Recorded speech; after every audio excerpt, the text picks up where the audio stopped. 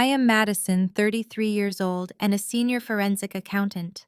I spend my days tracking down hidden assets and exposing financial fraud. But the biggest fraud I ever uncovered was sitting right across from me, at my own family Thanksgiving table.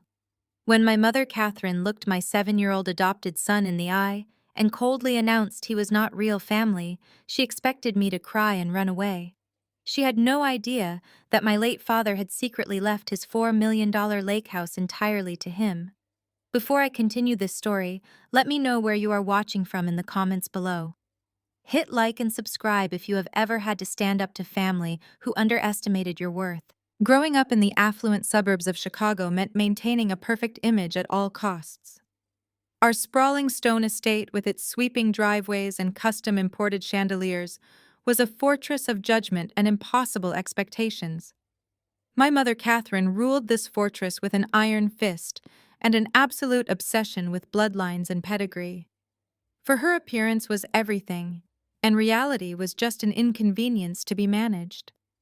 Since my father Richard passed away 6 months ago, the coldness in that house had only deepened into something toxic. I had always been the black sheep of the family, the quiet, analytical daughter who preferred complex spreadsheets to country club luncheons. But the true target of my mother's relentless disdain was my son Leo.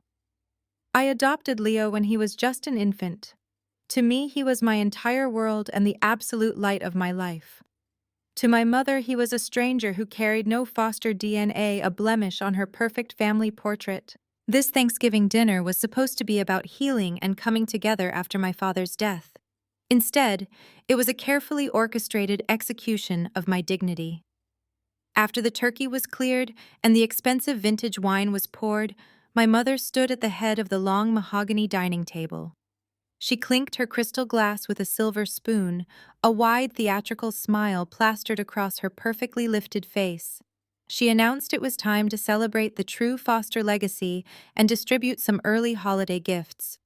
My sister Ashley, the undeniable golden child, sat to her right. Next to Ashley was her husband Trey. Trey is a loud, flashy African-American real estate broker who loved wearing custom-tailored suits and constantly showing off his oversized luxury watches. They had 2 biological children who were currently bouncing off the walls and ignoring everyone. My mother motioned for Ashley's kids to come forward to the head of the table. With exaggerated fanfare, she handed them each the latest top-of-the-line iPad Pros. She then handed them thick white envelopes stuffed to the brim with crisp $100 bills. The kids tore into the envelopes without a single word of thanks.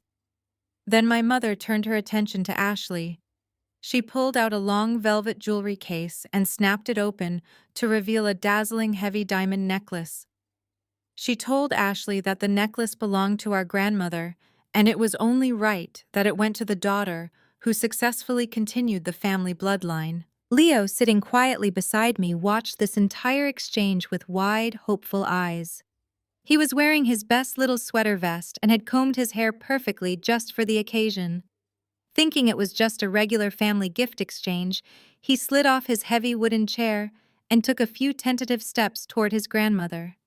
He had a shy, hopeful smile on his little face, his hands politely clasped in front of him. My mother looked down at him. Her theatrical smile vanished instantly, replaced by a gaze as cold as absolute zero. She pulled her hands back and pressed them firmly against her chest, as if Leo was carrying a contagious disease. She looked at him and said clearly and slowly, so the whole room could hear every syllable, "No, Leo. There is nothing here for you. You are not really family. These gifts are exclusively for the Foster bloodline." The massive dining room fell dead silent. I could hear the heavy pendulum of the grandfather clock ticking in the hallway. Leo stopped dead in his tracks, his small shoulders dropping instantly. He looked back at me, confusion and deep hurt pooling in his dark eyes. Ashley let out a short, breathy laugh. She took a slow sip of her champagne and looked over at me with a cruel smirk. "Honestly, Madison, what did you expect?" she asked, her tone dripping with fake sympathy. "You should not have brought an adopted child to an intimate real family event." It just makes things awkward for everyone here. Trey leaned back in his heavy oak chair, crossing his arms over his broad chest. He flashed a highly condescending grin. Yeah, Maddie Trey chimed in loudly. You cannot just force a stray into the pedigree and expect us to treat him like an heir. Just take the kid to a diner or something and let us enjoy our holiday in peace.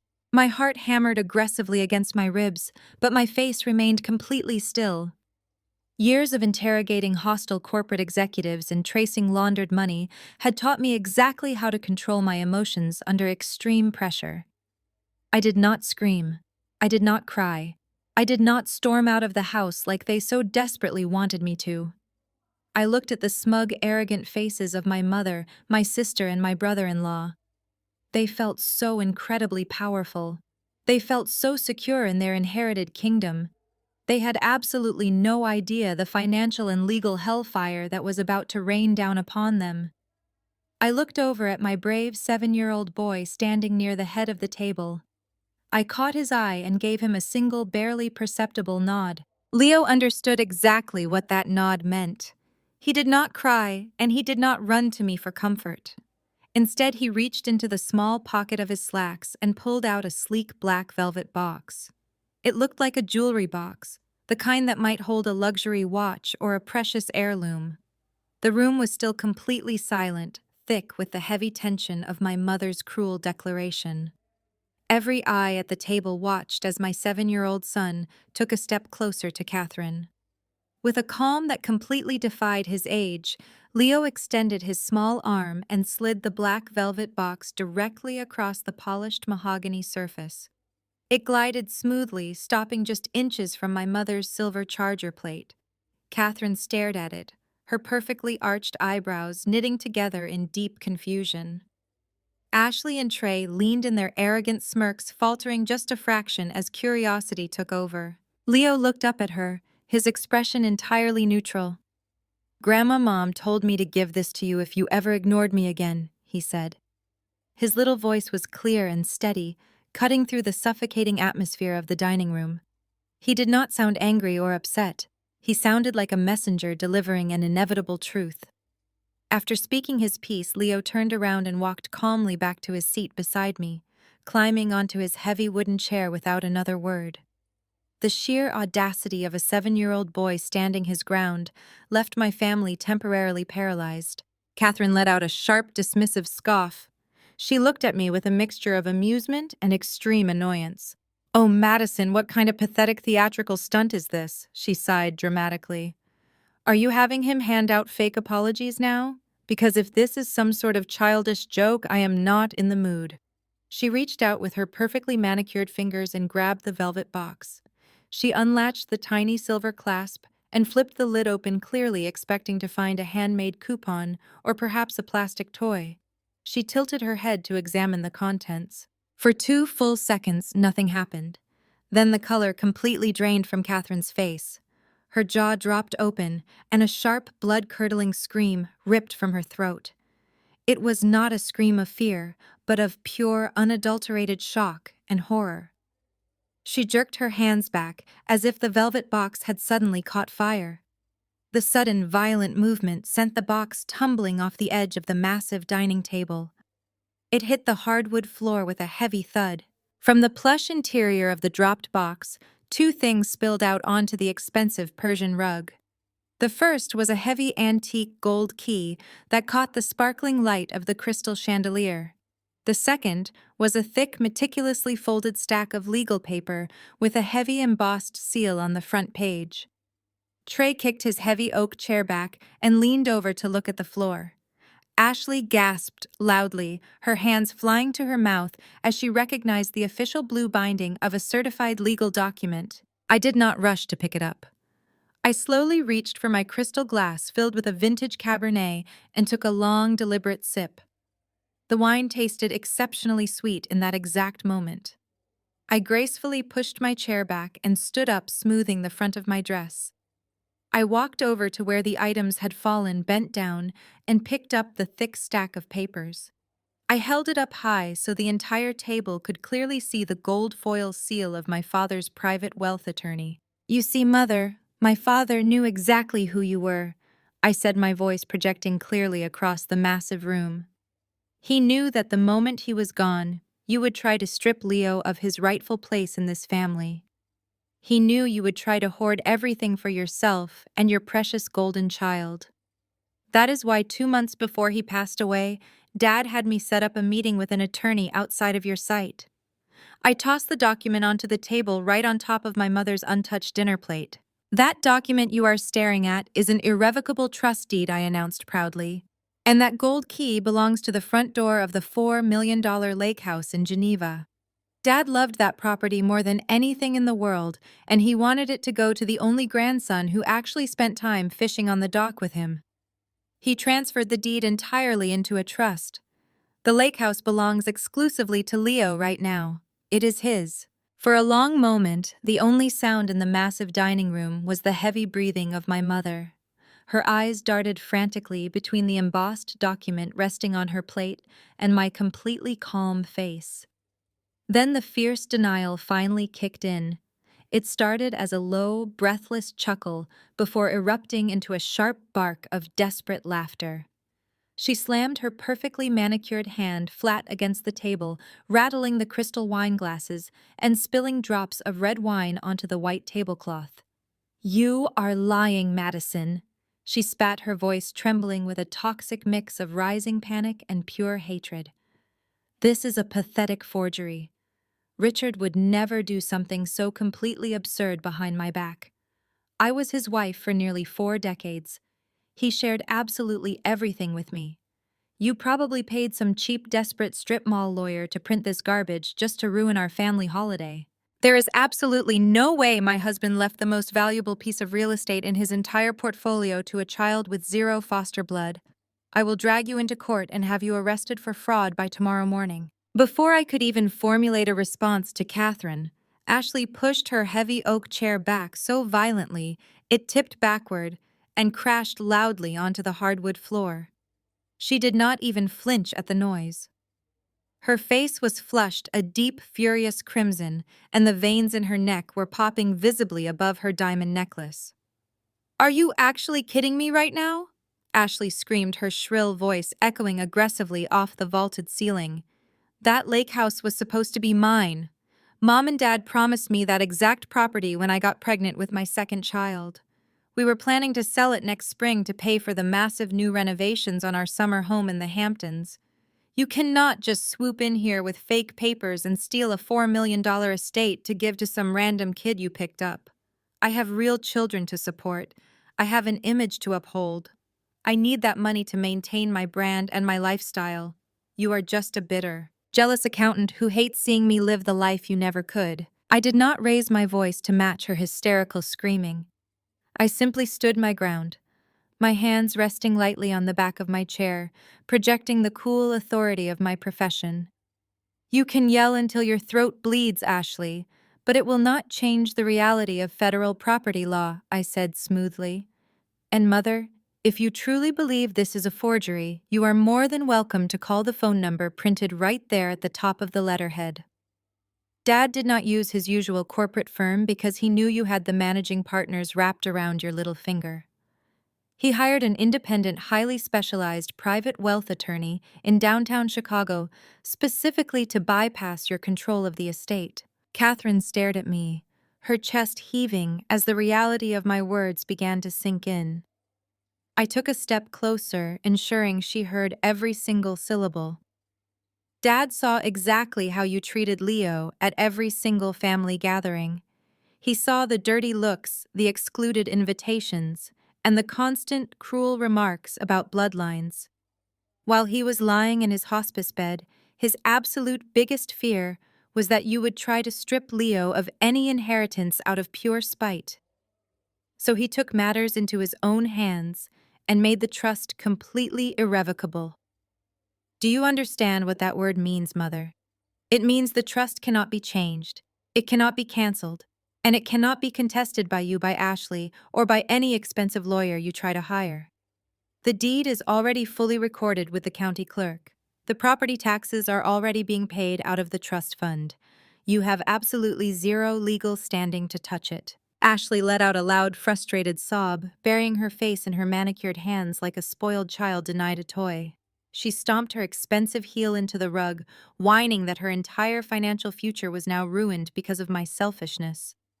Katherine looked like she was about to physically faint, gripping the edge of the mahogany dining table so incredibly hard that her knuckles turned entirely white. She stared at the gold foil seal on the document as if it were a venomous snake preparing to strike her. They were completely and utterly defeated by a simple piece of paper they could not manipulate, burn, or destroy. But just as the heavy silence settled over the ruined Thanksgiving dinner, a deep, booming laugh suddenly broke the tension. Trey slowly pushed his chair back and stood up. He stretched his broad shoulders, his custom-tailored suit tightening across his chest, and began clapping his large hands together in a slow, highly mocking rhythm. He towered over the entire table, looking down at me with an expression of pure, arrogant amusement that made my skin crawl. "That is a really cute story," Matty Trey said loudly, his voice dripping with absolute condescension. "And I am sure your little private attorney did a fantastic job drawing up those fancy papers for your kid. It is a real shame you brought them here today, though, because no matter what that piece of paper says, you are way too late." I stared back at him, letting his arrogant words hang in the heavy air of the dining room. "Too late," I repeated softly, my voice completely devoid of the panic he was so desperately hoping to see. Trey let out another booming laugh and confidently buttoned the center button of his custom suit jacket. He walked slowly around the edge of the mahogany table, adjusting his heavy gold watch so it caught the light of the chandelier. "You see, Madison, while you were busy playing single mother and hiding behind secret meetings with private attorneys, the adults in this family were actually taking care of business. When your dad passed away, your mother kindly gave me full access to his home office so I could organize his estate files. And right there, sitting in his wall safe, was the original physical deed to the lake house, the real one. Not a copy, not a trust paper, but the actual certificate of ownership." Trey leaned forward, resting his large hands flat on the dining table, bringing his face closer to mine. He smelled heavily of expensive cologne and pure hubris. "I am a real estate broker, Maddie. I know how property laws work in the real world outside of your little spreadsheets. My new luxury brokerage firm needed a massive injection of capital to secure a prime office location downtown. So I took that physical deed straight to my contacts at a major commercial bank. I used it as direct collateral to secure a $2 million commercial loan. The funds cleared my corporate account last week." Ashley suddenly sat up completely straight, her previous tantrum instantly vanishing. A smug, victorious smile spread across her face as she looked at her husband with deep admiration. "That is right," Ashley chimed in, tossing her blonde hair over her shoulder. "Trey is a brilliant businessman. We are expanding our portfolio, Madison. You cannot just steal our capital because you feel slighted about a few holiday gifts." Trey held up a hand to silence his wife, never breaking eye contact with me. His smile grew even wider, revealing his perfectly bleached teeth. He looked at me with absolute contempt. "The bank holds the lien now, Madison. Do you understand how corporate banking works? A multi-billion-dollar financial institution has already processed the collateral and locked down the asset. Your cute little trust document, meant for a 7-year-old boy, means absolutely nothing against a federal bank lien. You cannot touch that property without paying off my $2 million loan first, which we both know you cannot afford. You tried to pull a fast one on us, but you got completely outplayed." Katherine let out a long, dramatic sigh of relief. She picked up her crystal wine glass, her hands finally steady, and took a celebratory sip. "Thank goodness someone in this family has a head for business," she muttered, looking at Trey with profound gratitude. Trey stood up straight again, pointing a thick, commanding finger aggressively toward the front hallway. "So here is exactly what is going to happen tonight, Madison. You are going to take that absolutely useless piece of paper off this table. You are going to pack up your fake son. And you are going to walk out that front door right now. Do not ever come back here trying to extort my family again." You have no power here and you never will. We are completely done with you. Leo flinched slightly at the words fake son, but he reached out and grabbed my hand under the table, squeezing it tightly. He was so incredibly strong.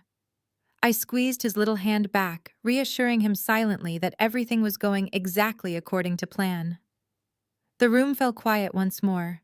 Katherine, Ashley, and Trey all stared at me with varying expressions of disgust and victory, waiting for my inevitable breakdown. They fully expected me to scream, to cry, or to gather my things in total humiliation and flee into the freezing cold November night.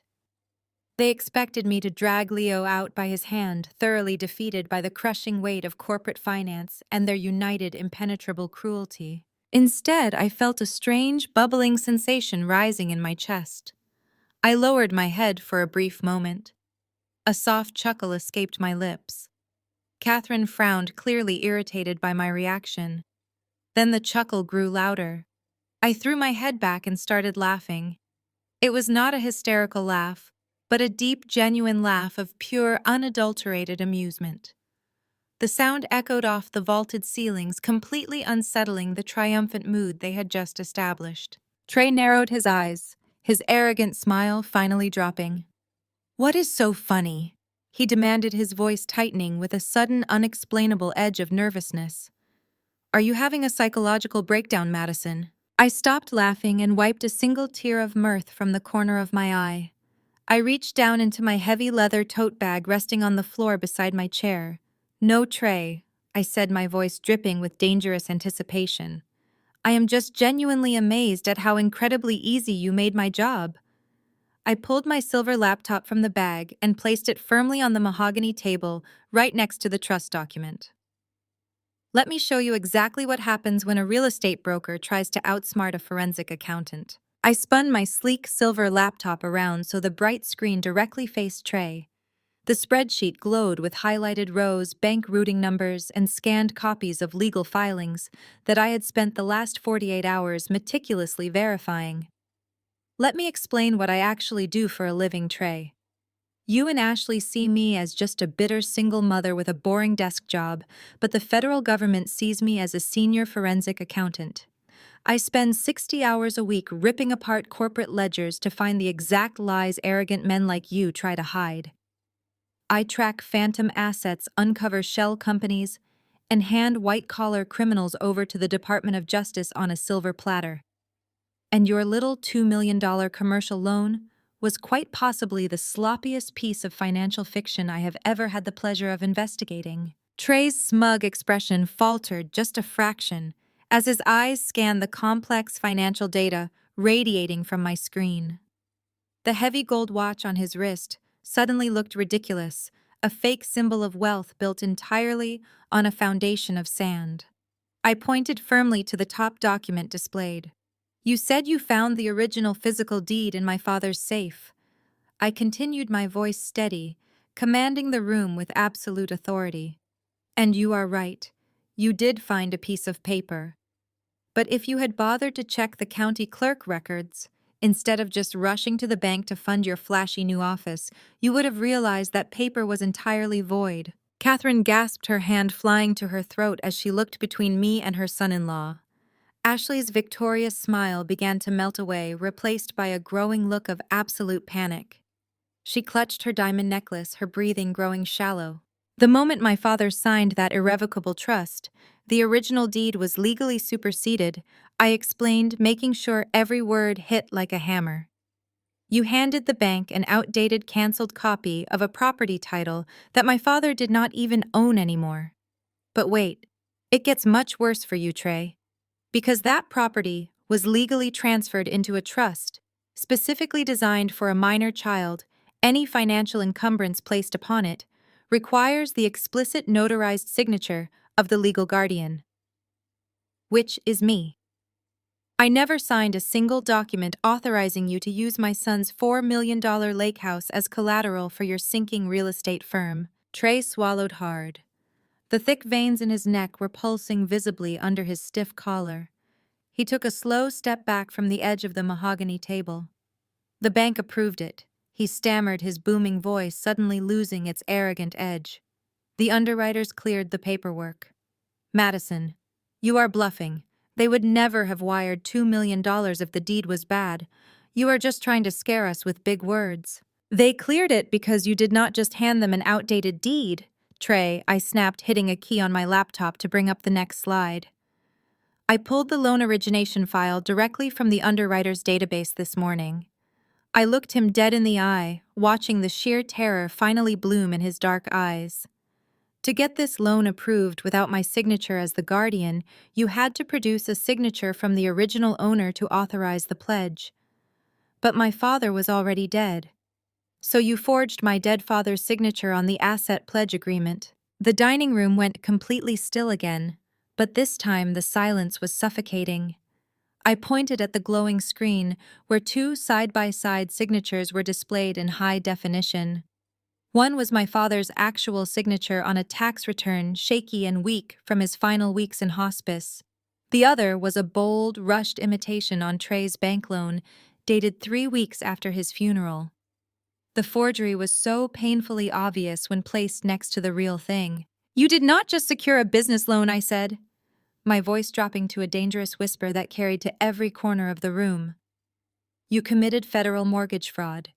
You committed wire fraud by receiving the funds across state lines into your corporate account.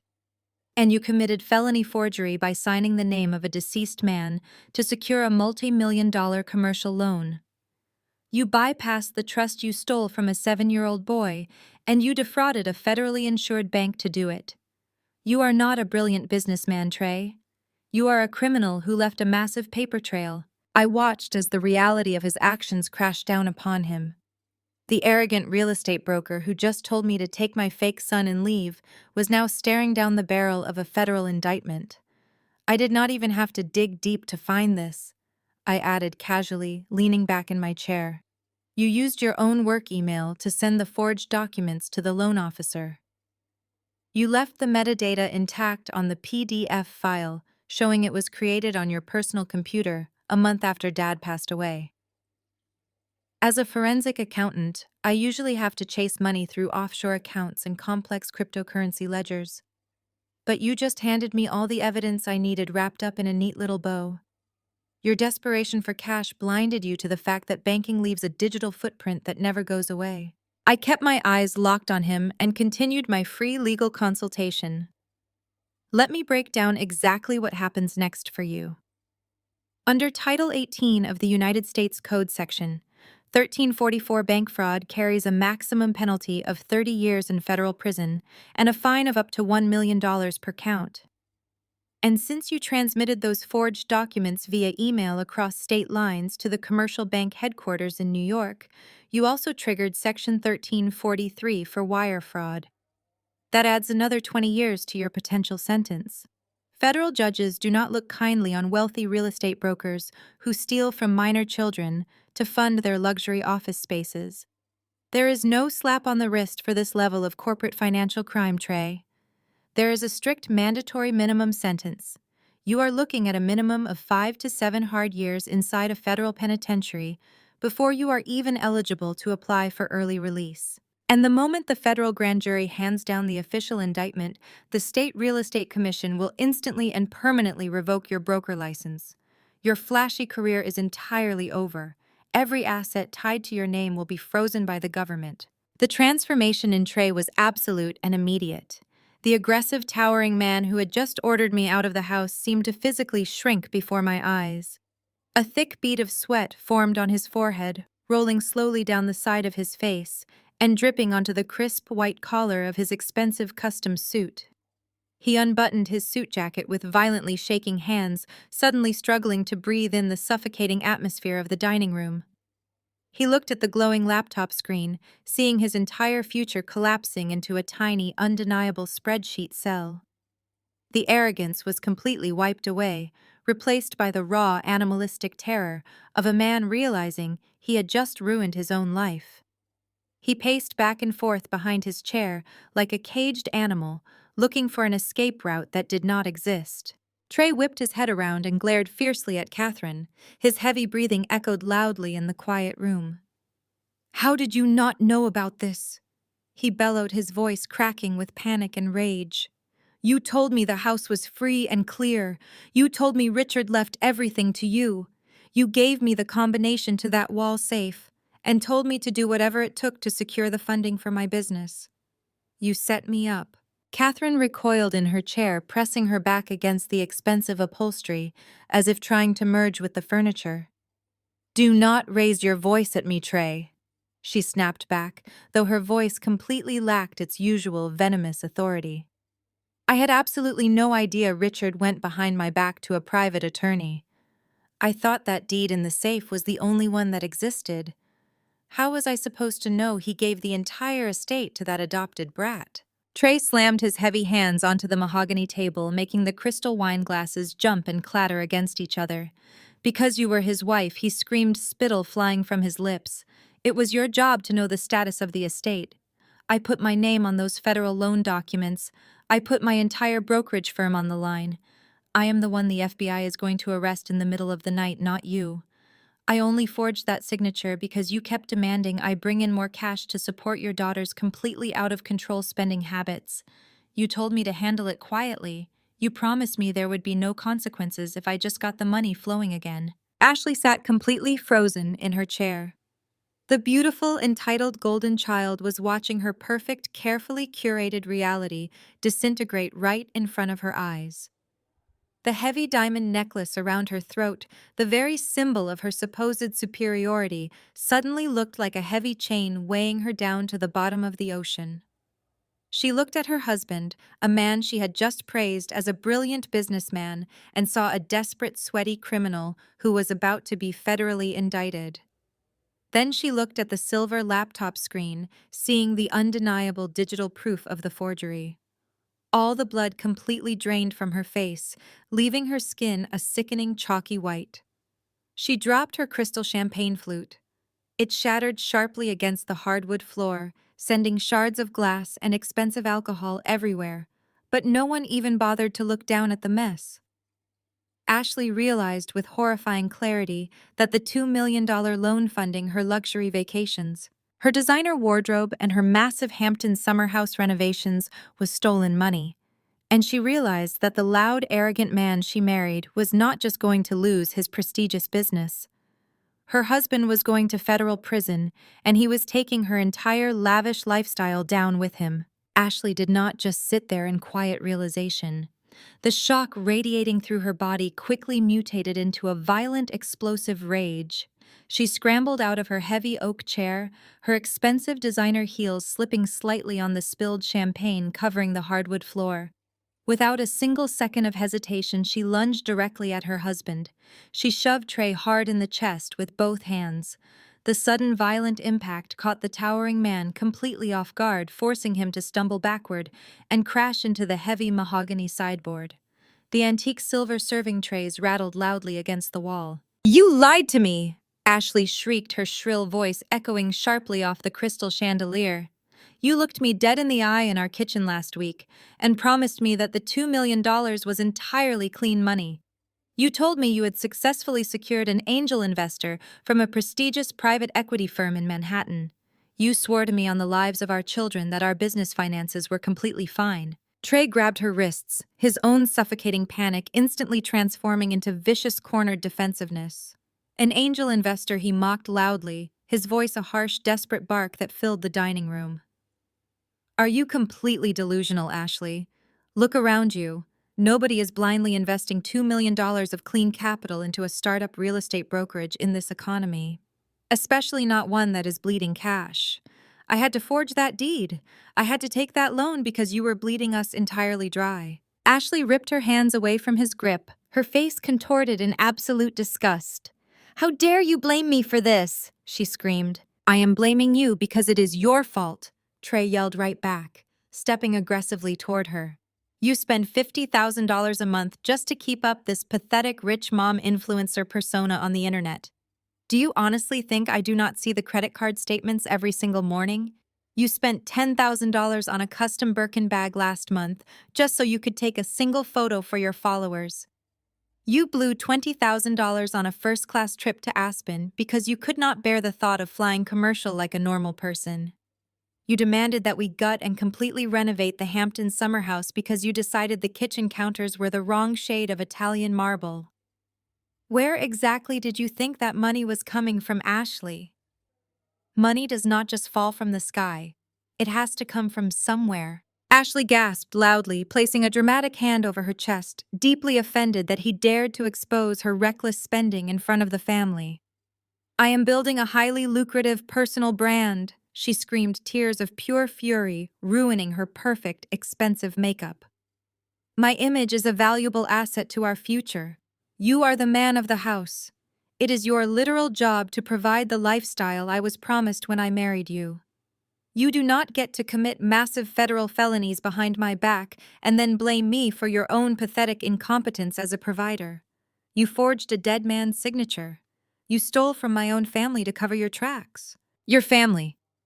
Trey scoffed loudly, throwing his hands up in the air and pointing an aggressive finger at Katherine, who was sitting frozen in her chair at the head of the table. Your mother practically begged me to find a quiet way to access your father's estate. She was terrified that the cash would run out before she could secure her exclusive country club memberships for the next decade. Do not stand there and act like some innocent victim, Ashley. You happily spent every single stolen dollar the very second it hit our joint checking account. You did not ask any questions when the money was flowing. You are just as guilty as I am. I stood there, calmly by my chair, my arms crossed, watching the picture-perfect couple tear each other apart, piece by piece. The glamorous facade of the beloved golden child and her highly successful husband was completely gone. They were replaced by two greedy, desperate people, turning into wild animals trapped in a sinking cage. They did not actually love each other. They only loved the money, and now that the money was gone, they were fully prepared to throw each other to the federal authorities to save their own skin. The massive dining room was rapidly devolving into absolute chaos. Ashley picked up a heavy silver serving spoon from the table and threw it directly at Trey, narrowly missing his head and denting the expensive custom wallpaper behind him. Trey yelled a string of vicious, unforgivable insults, loudly threatening to tell the police that Ashley was the mastermind who forced him to forge the legal documents. Just as Ashley lunged at him again with her fingernails raised, a loud, violent slam echoed through the entire room. Katherine brought both of her hands crashing down onto the mahogany dining table. Enough, Katherine roared, her voice vibrating with a terrifying, desperate authority. She stood up abruptly, her chest heaving, her eyes darting frantically between her hysterical golden daughter and her criminal son-in-law. She realized her perfect family was rapidly imploding right in front of her. She needed to regain total control of the room immediately. Her entire empire was crumbling, and she knew exactly how to do it. Katherine slowly turned her head, her expression hardening into something truly sinister, fixing her cold, venomous gaze directly on my biggest vulnerability. She ignored the fighting couple and looked straight at Leo, preparing to strike where she knew it would hurt me the most. Katherine took a slow, deep breath, smoothing down the front of her expensive silk blouse. The frantic energy that had just consumed her vanished, replaced by the cold, calculating cruelty I had known my entire life. She looked away from Trey and Ashley, fixing her piercing gaze directly on my 7-year-old boy.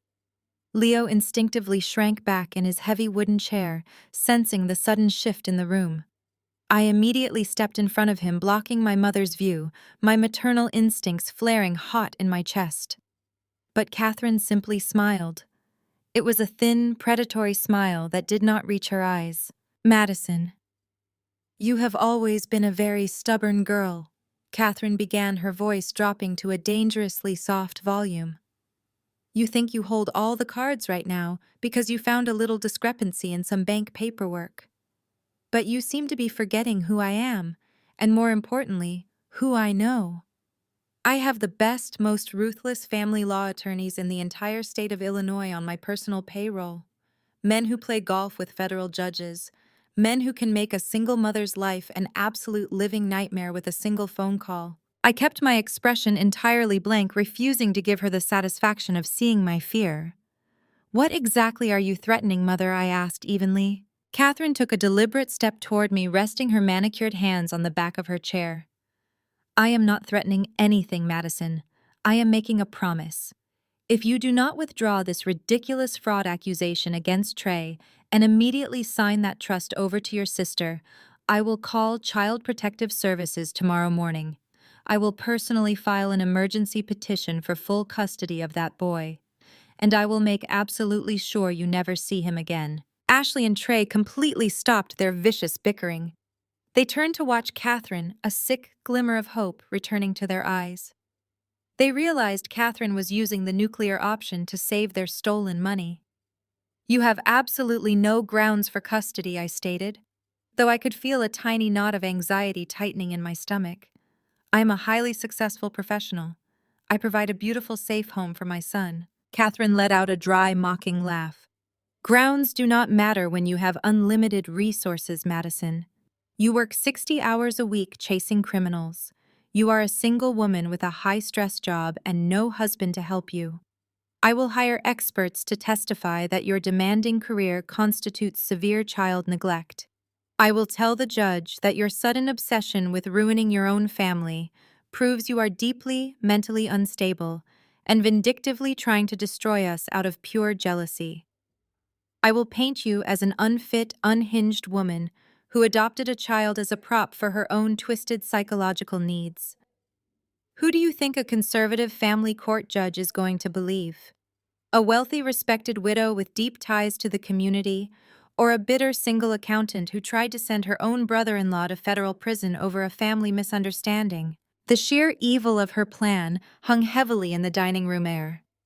Katherine was fully prepared to throw Leo into the foster care system, ripping him away from the only mother he had ever known just to protect Ashley's luxury lifestyle and Trey's fraudulent business loan. She did not care about Leo. She just wanted the $4 million lake house, and she was willing to destroy 2 lives to get it. I am going to give you exactly 5 minutes to make a choice, Katherine whispered, her eyes completely devoid of any maternal warmth. You will sit down at this table right now. You will draft a legally binding document transferring the trust and the property deed to Ashley. You will hand over that gold key. If you do, I will let you take your fake son and walk out of here, and we will pretend this ugly little dinner never happened. If you refuse, I will destroy your life, and that boy will be sleeping in a state-funded group home by the end of the week. Ashley wiped her tears, a victorious smirk slowly returning to her face. Trey let out a massive sigh of relief, leaning back against the wall. They thought Katherine had just won the war. They thought my love for my son would force me to surrender the absolute leverage I held over them. I looked down at Leo. He was watching me with total trust, knowing I would never let anyone hurt him. I did not flinch. I did not cry. I did not beg for my mother's mercy. I slowly reached back into my heavy leather tote bag. I was really hoping you would threaten my son, Mother. I said, my voice eerily calm as I pulled out a thick, bright red folder. Because it makes this next part so much easier. I let the heavy red folder slip from my fingers. It landed on the mahogany dining table with a sharp, heavy smack that echoed like a gunshot in the silent room. I reached out and slowly flipped the cover open. Inside was a massive stack of bank statements, wire transfer receipts, and printed financial ledgers. Every single page was covered in my meticulous yellow highlighter marks and red ink annotations. Katherine stared down at the documents, her threatening posture instantly dissolving. Her eyes darted across the top page, and for the first time tonight, she looked genuinely terrified. You want to talk about court, Mother? I asked, keeping my voice dangerously low and steady. Let us talk about what happens when a judge opens up the financial records of my father's estate. Let us talk about the last 6 months of his life. We all know how much pain Dad was in when the cancer finally spread. We all remember sitting in the living room while you cried your fake tears, telling us that you were doing absolutely everything in your power to save him. You told the entire family that you had found an exclusive, highly experimental medical treatment program based in Switzerland. You claimed they were sending specialized doctors and unapproved medications directly to his hospice bed here in Chicago. Ashley nodded slowly, her brow furrowed in deep confusion. She said the treatments cost a massive fortune, Ashley whispered, looking back and forth between me and our mother. She said it drained the entire emergency medical fund. I turned my gaze to Ashley, offering her a rare look of genuine pity. Yes, she did say that, I replied. She claimed the out-of-pocket medical expenses completely wiped out the $1.5 million Dad had saved in his high-yield emergency medical trust. You all praised her for being such a devoted, loving wife. You comforted her when she said the treatments were not working and the money was gone. But I am an accountant, Ashley. When Dad passed away, I needed to officially reconcile the estate for tax purposes. I needed the invoices from that Swiss medical clinic to write off the massive medical expenses. I pulled a single sheet of paper from the red folder and slid it toward the center of the table. I called the medical board in Switzerland. I continued watching my mother's face turn the color of ash. The clinic you named does not exist. The doctors you claimed were treating Dad are completely fictitious. Not a single dollar of that $1.5 million went to any kind of medical care or experimental treatment. While my father was lying in a hospice bed in the other room, literally fighting for his final breaths, you were sitting at his desk logging into his private banking portal. Katherine opened her mouth to speak, but no sound came out.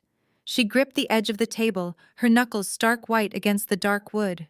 I turned the next page of the folder, revealing a long list of wire transfers. You were very careful, Mother. You authorized dozens of wire transfers over a period of 4 months. You deliberately kept the amounts under certain thresholds, trying to avoid triggering automated federal fraud alerts. You routed the money through a completely untraceable shell company registered in Delaware. You thought you were so incredibly clever. You thought the money had simply vanished into thin air, leaving you looking like a grieving widow who tried everything to save her dying husband. But you clearly forgot what I do for a living, I said, my voice rising with righteous anger. Money never simply vanishes. It always leaves a digital trail, and I followed yours all the way to the very end. The Delaware Shell Company did not keep the cash. They acted as a pass-through entity, instantly converting the stolen $1.5 million into cryptocurrency, specifically untraceable digital coins stored in offshore wallets based in the Cayman Islands. Trey let out a low, panicked groan, covering his face with his large hands. I looked directly at my brother-in-law, my eyes narrowing with absolute disgust. The problem with offshore crypto wallets, Trey, is that someone eventually has to log in to manage the funds. And when you log in, your internet service provider records the digital location. I pulled the access logs for those specific offshore wallets. Every single login for the past 6 months originated from the network registered to your luxury real estate office downtown. Your fake clinic was a smokescreen for a massive domestic theft. You did not just forge a deed, Trey. You and my mother actively conspired to embezzle $1.5 million from a dying man. Ashley slowly turned her head to look at her husband. The horror etched into her perfectly contoured face was absolute. Her mouth opened and closed several times before she could even form a single syllable. Trey, she whispered, her voice trembling so violently it barely carried across the dining table. Tell me she is lying. Tell me you did not steal $1.5 million from my father while he was literally dying in the very next room just to feed your ego. Trey was sweating profusely now. The expensive custom fabric of his suit jacket clung to his back and underarms. He held his hands up, backing away from his wife as if she were a live explosive. It is not what it sounds like, Ashley, he stammered, his booming voice completely stripped of its usual bravado. It was a strategic financial move. I was trying to protect the family assets. The real estate market was softening, and I saw a massive opportunity in digital currency. It was an investment for the family's future. I swear to you, I was going to double the money and put it right back into the medical fund before anyone noticed it was gone. I could not help but let out a sharp, genuine laugh. An investment for the family's future, I repeated mockingly, reaching for my silver laptop once again. I typed in a quick command and spun the screen back around to face them. Let me show you exactly what Trey's brilliant investment strategy looked like in reality. Because blockchain ledgers are public, Trey, they are permanent, immutable records of every single transaction. And once I matched your IP address to your offshore wallet, I could see exactly what you did with my father's life savings. I pointed to a jagged red line on a digital graph displayed on my screen. You see, Ashley, your husband did not buy blue-chip stocks or secure treasury bonds. He dumped $1.5 million of stolen cash into a highly volatile, completely unregulated alternative cryptocurrency. He bought in at the absolute peak of a completely manufactured internet hype cycle. Trey squeezed his eyes shut, unable to look at the glowing screen. He knew exactly what the graph showed. But the crypto market is ruthless, I continued, my voice echoing with cold precision. Exactly 4 days after Trey wired the last installment of Dad's medical money into his offshore account, the market experienced a massive, catastrophic correction. The digital coin he bought plummeted in value. A smart investor would have held on or cut his losses early. But Trey is a greedy, desperate amateur who was playing with stolen money. He panicked. I tapped my fingernail against the screen. Here are the blockchain receipts. As the price crashed, Trey frantically began selling off the digital assets, trying to salvage whatever cash he could. He sold at a 20% loss, then a 50% loss, and finally, in a blind panic in the middle of the night, he liquidated the entire remaining portfolio at the absolute bottom of the market crash. He lost it all. I announced clearly, letting the heavy reality crush whatever hope they had left. $1.5 million of untaxed cash stolen directly from a dying man, completely wiped out in less than 3 weeks. It is gone, Ashley. It evaporated into the digital ether because your husband thought he could outsmart the global financial markets from his office computer. Ashley collapsed back into her heavy oak chair. She looked like all the air had been physically punched out of her lungs. She stared blankly at the shattered crystal champagne flute on the floor. Her mind was frantically trying to process the sheer scale of the destruction. No house, no business loan, and now a $1.5 million federal theft hanging over their heads. Trey leaned heavily against the mahogany sideboard, burying his face in his hands, letting out a pathetic, muffled, desperate sob.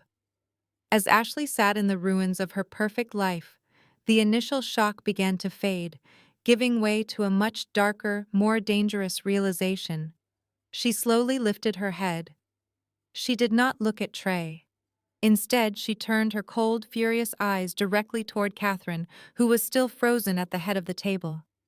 The math was not making sense in Ashley's head. "Mom," Ashley said, her voice dropping to a low, dangerous whisper that cut through the silence.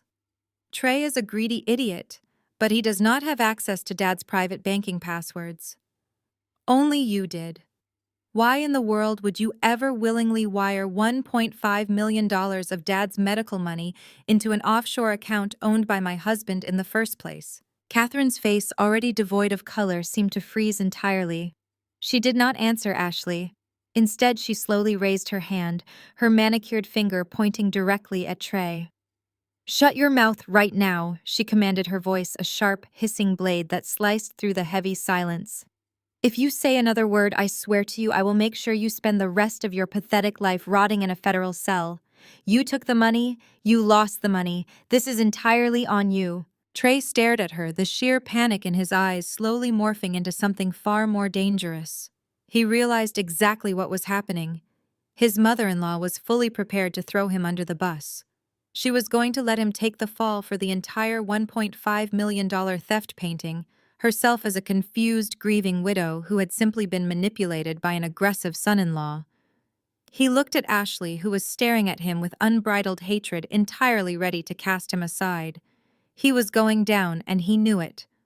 But Trey was a street fighter wrapped in a custom suit, and he was absolutely not going down alone. "Do not you dare threaten me, you hypocritical old witch!"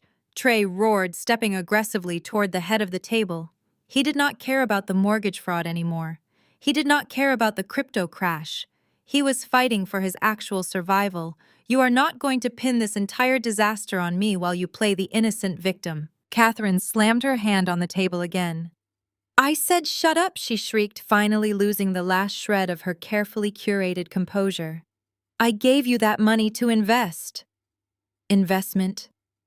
Trey laughed a harsh, ugly sound that echoed in the vaulted dining room. It was not an investment, Ashley. He turned back to his wife, his eyes wide with desperate vindication. It was never an investment. It was hush money. The room went completely dead. Ashley's breath caught in her throat. Hush money. She repeated the words, sounding foreign and absurd. Hush money for what? Trey pointed a thick finger straight at Katherine's chest. Ask your perfect devoted mother. Ask her what she was doing while your father was lying upstairs in his bedroom undergoing intensive chemotherapy. Ask her why she suddenly needed to completely remodel the backyard pool in the middle of October when nobody was even swimming. Katherine's eyes widened in sheer terror.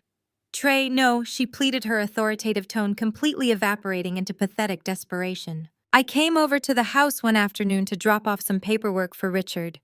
Trey continued, his voice booming with toxic satisfaction. Your dad was asleep upstairs, heavily medicated. I walked out to the backyard to check on the pool construction. And there was your perfect mother, Ashley. She was not grieving. She was not praying for her dying husband. She was in the cabana, fully undressed, with the 25-year-old pool contractor. Ashley let out a sound that was half gasp, half sob. She pressed both hands over her mouth, her eyes wide with absolute revulsion.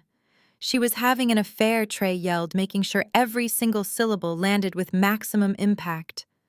A disgusting, pathetic affair with a kid barely older than her own grandchildren, while the man who gave her everything was literally dying in the room right above them.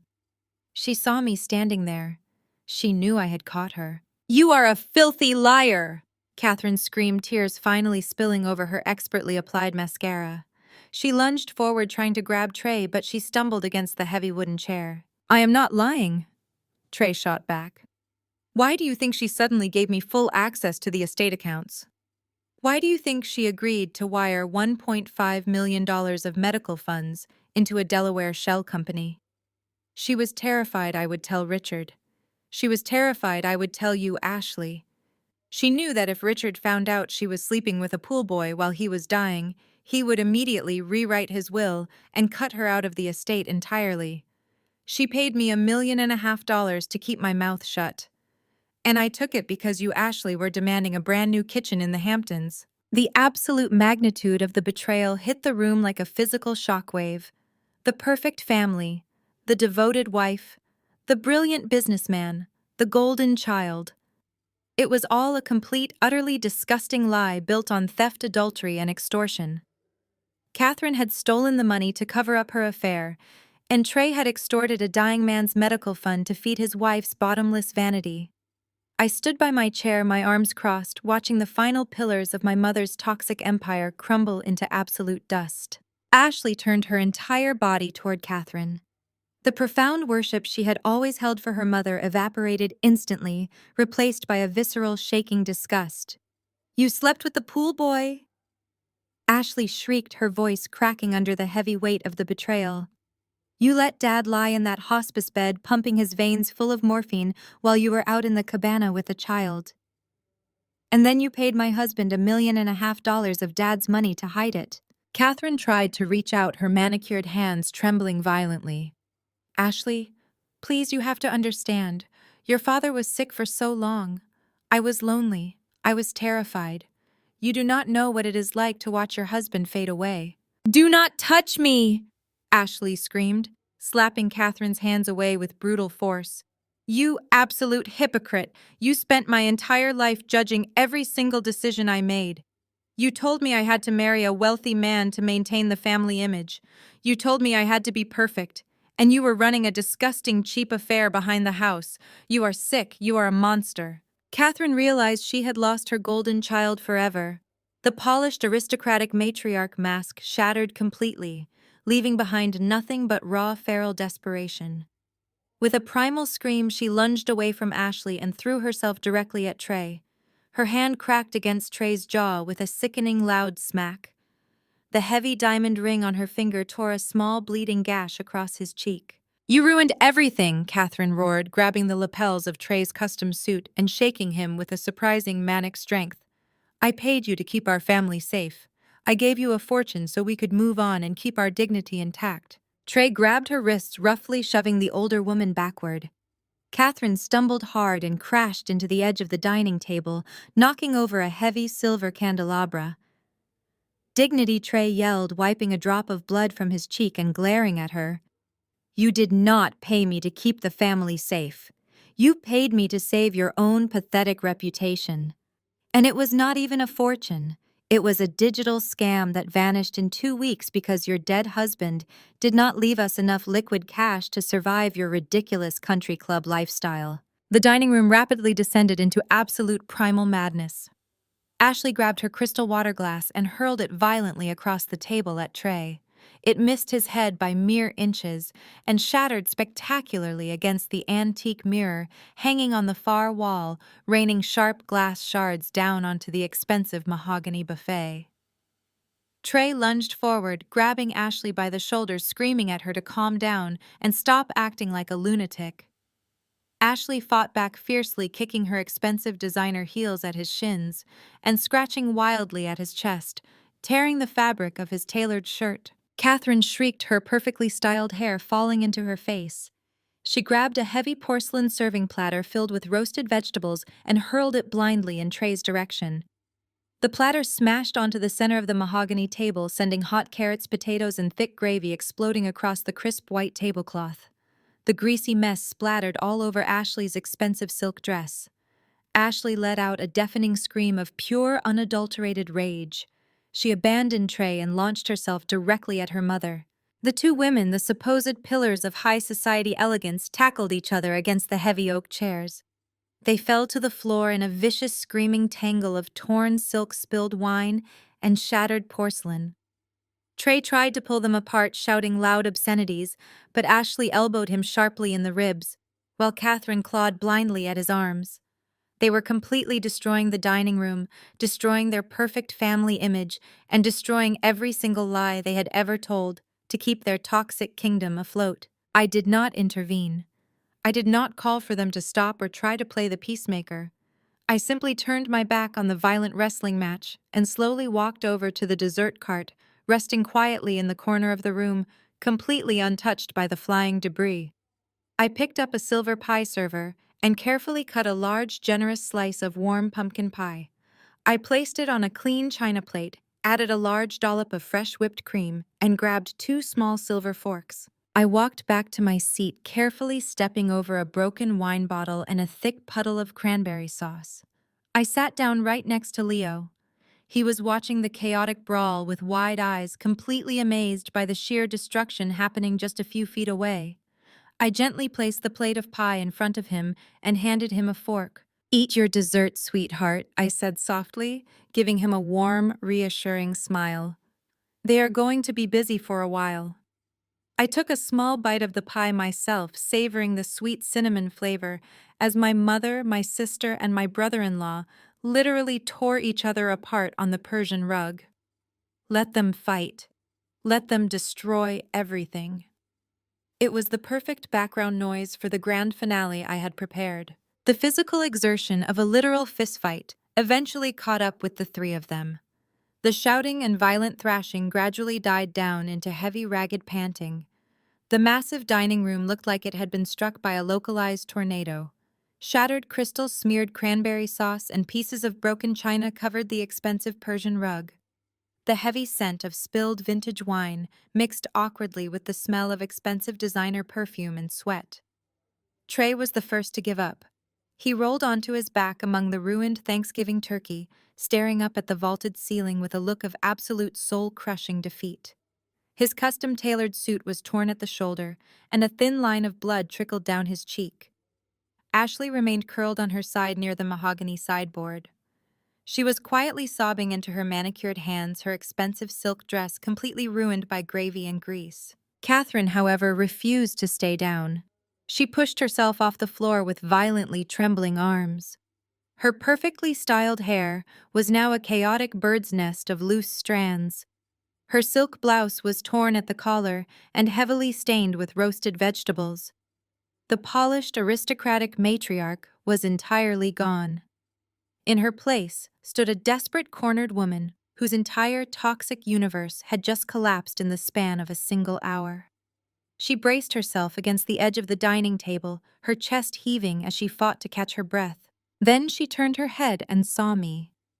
I was still sitting completely calmly at the end of the table, casually eating my warm pumpkin pie, while Leo happily chewed on his dessert right beside me. The sight of my absolute tranquility seemed to push her over the final edge of her sanity. Her face contorted into a mask of pure, unadulterated hatred.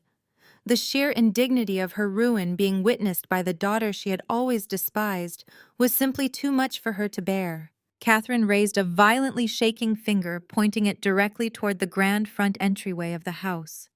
"Get out!" Katherine gasped, her voice sounding like gravel.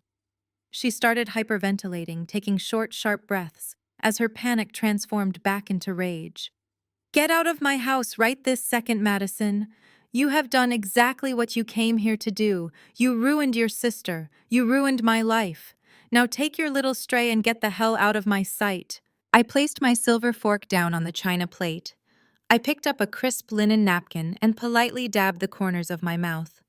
"I am not quite finished with my dessert, Mother," I replied evenly, my voice completely devoid of any intimidation. "This is not a negotiation," Katherine shrieked, her voice cracking painfully loudly. "You think you have won because you found out about some offshore accounts. You think a little forensic accounting gives you absolute power over me, but you forgot one very important detail. I am still Katherine Foster. And no matter what Richard did with that stupid lake house, I still own this massive estate." For 30 years, she had used this stone mansion as her ultimate trump card. She used it to control the family, hosting lavish parties to enforce her status. And she was desperately trying to use it now. "I own the ground you are sitting on. I own the chair you are sitting in. You are sitting in my $4 million mansion, and you are officially trespassing." Trey slowly sat up from the floor, wiping the blood from his cheek. Ashley sniffled loudly, looking up at her mother.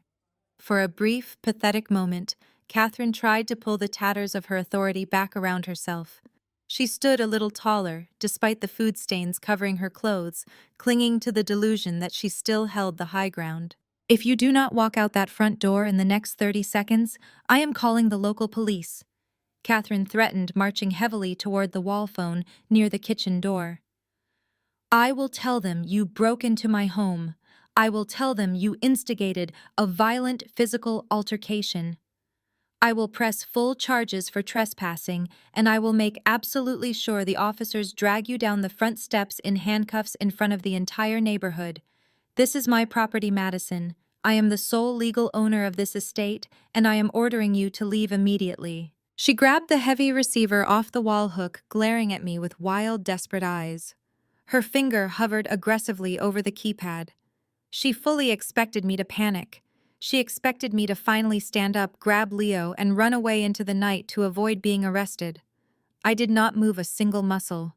I just looked at her, letting a slow, knowing smile spread across my face.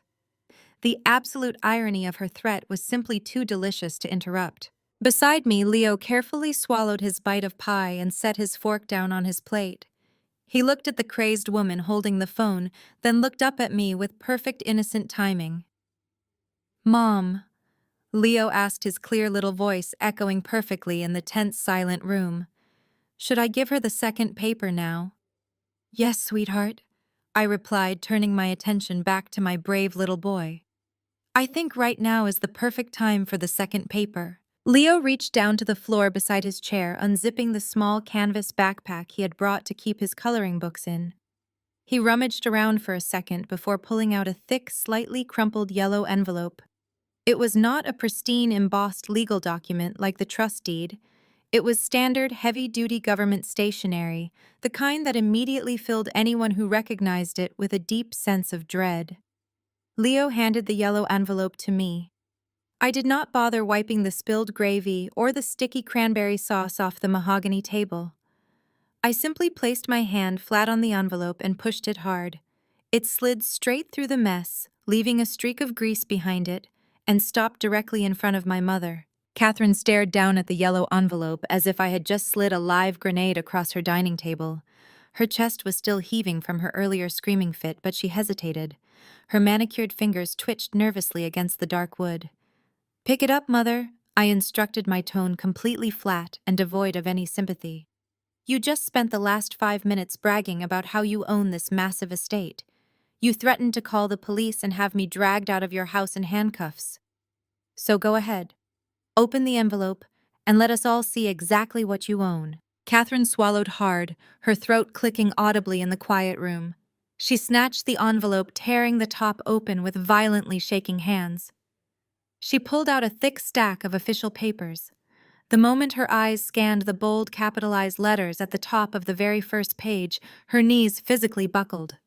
She had to grab the back of her heavy oak chair to stop herself from collapsing onto the floor. "What is it?"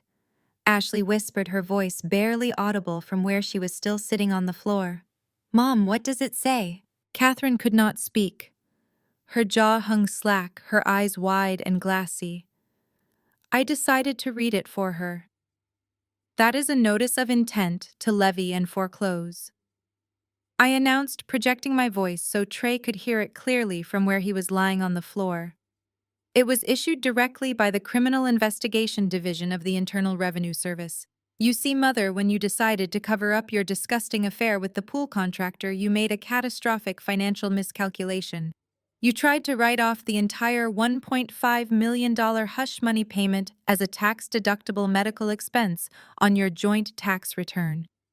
You claimed it was an out-of-pocket cost for an unapproved experimental cancer treatment in Switzerland." Trey slowly sat up, rubbing his bleeding cheek, a new wave of horror washing over his face as he realized where this was going.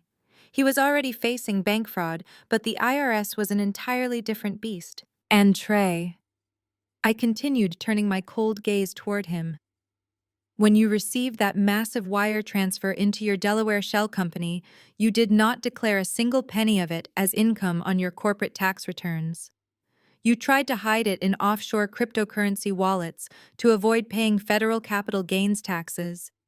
Both of you committed massive intentional tax evasion. You thought you were so incredibly smart. But the IRS has an automated flagging system for massive medical deductions that lack proper domestic billing codes. When they flagged your return, Mother, they assigned a forensic auditor to follow the wire transfers. And guess what they found? The room was so quiet I could hear the wind howling outside the large dining room windows. They found that the money went straight to an unlicensed shell company owned by your son-in-law," I said, driving the final nail into their coffin. "They realized the medical clinic did not exist. They realized the entire deduction was completely fraudulent. You stole from a dying man, you lied on your federal tax returns, and you triggered a massive federal audit that has been secretly building an airtight criminal case against you for the last 3 months." Katherine dropped those papers. They fluttered down into the spilled gravy, soaking up the dark brown liquid. She looked at me, her face completely drained of life. "What does it mean?" She choked out, her voice barely a whisper. "It means you do not own this estate anymore, Mother," I stated, clearly shattering her final illusion of power. "Because the amount of unpaid taxes combined with the massive federal fraud penalties and compounding interest exceeds the total equity of this property. The Internal Revenue Service has placed a hard federal tax lien on absolutely everything with your name on it. Your bank accounts are frozen, your retirement funds are locked, and this $4 million mansion you just tried to kick me out of now belongs entirely to the federal government. They are seizing the asset to cover your fraudulent debt. You cannot call the police on me for trespassing, Mother, because you are the one standing in a house you no longer own." Katherine stared at the yellow paper as if the ink were written in an alien language. She shook her head in a slow, robotic motion, refusing to process the magnitude of the catastrophe. She muttered that it was impossible, that she had a platinum credit card, a private wealth manager, and a pristine credit score.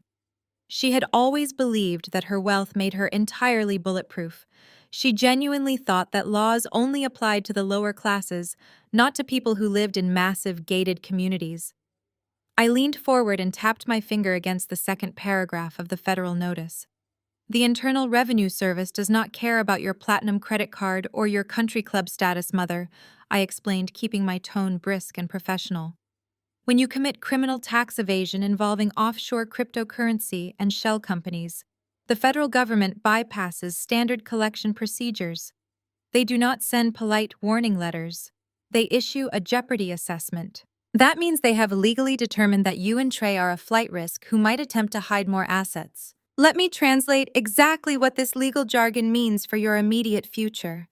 I continued making sure Trey and Ashley were listening just as closely. Tomorrow morning at exactly 8 o'clock, every single financial institution tied to your Social Security number will receive a federal mandate. Your checking accounts, your savings, your investment portfolios, and your retirement funds will be completely locked down. If you try to go to the ATM, your card will be swallowed. If you try to buy a simple cup of coffee, your transaction will be declined. You will not have access to a single penny of the wealth you stole from my father. And because Trey is named as the primary accomplice in the embezzlement scheme, his corporate accounts and personal assets are included in the sweep. His flashy real estate brokerage will be shuttered by the state commission before lunch. The $2 million fraudulent loan he just took out will be immediately frozen by the commercial bank pending the federal investigation. Ashley let out a terrible whimpering sound, clutching the ruined fabric of her silk dress. But the house, she gasped out, looking frantically around the grand dining room with its crystal chandeliers and custom wallpaper. "We can sell the house. We can hire a lawyer and fight this." I shook my head, feeling a profound sense of closure washing over me. "You do not understand, Ashley. There is nothing left to sell. The federal tax lien supersedes any other claim to this property. The government has already calculated the stolen $1.5 million, plus the severe federal evasion penalties, plus the daily compounding interest. The total debt completely wipes out the equity of this estate. The United States Treasury owns the roof over your head."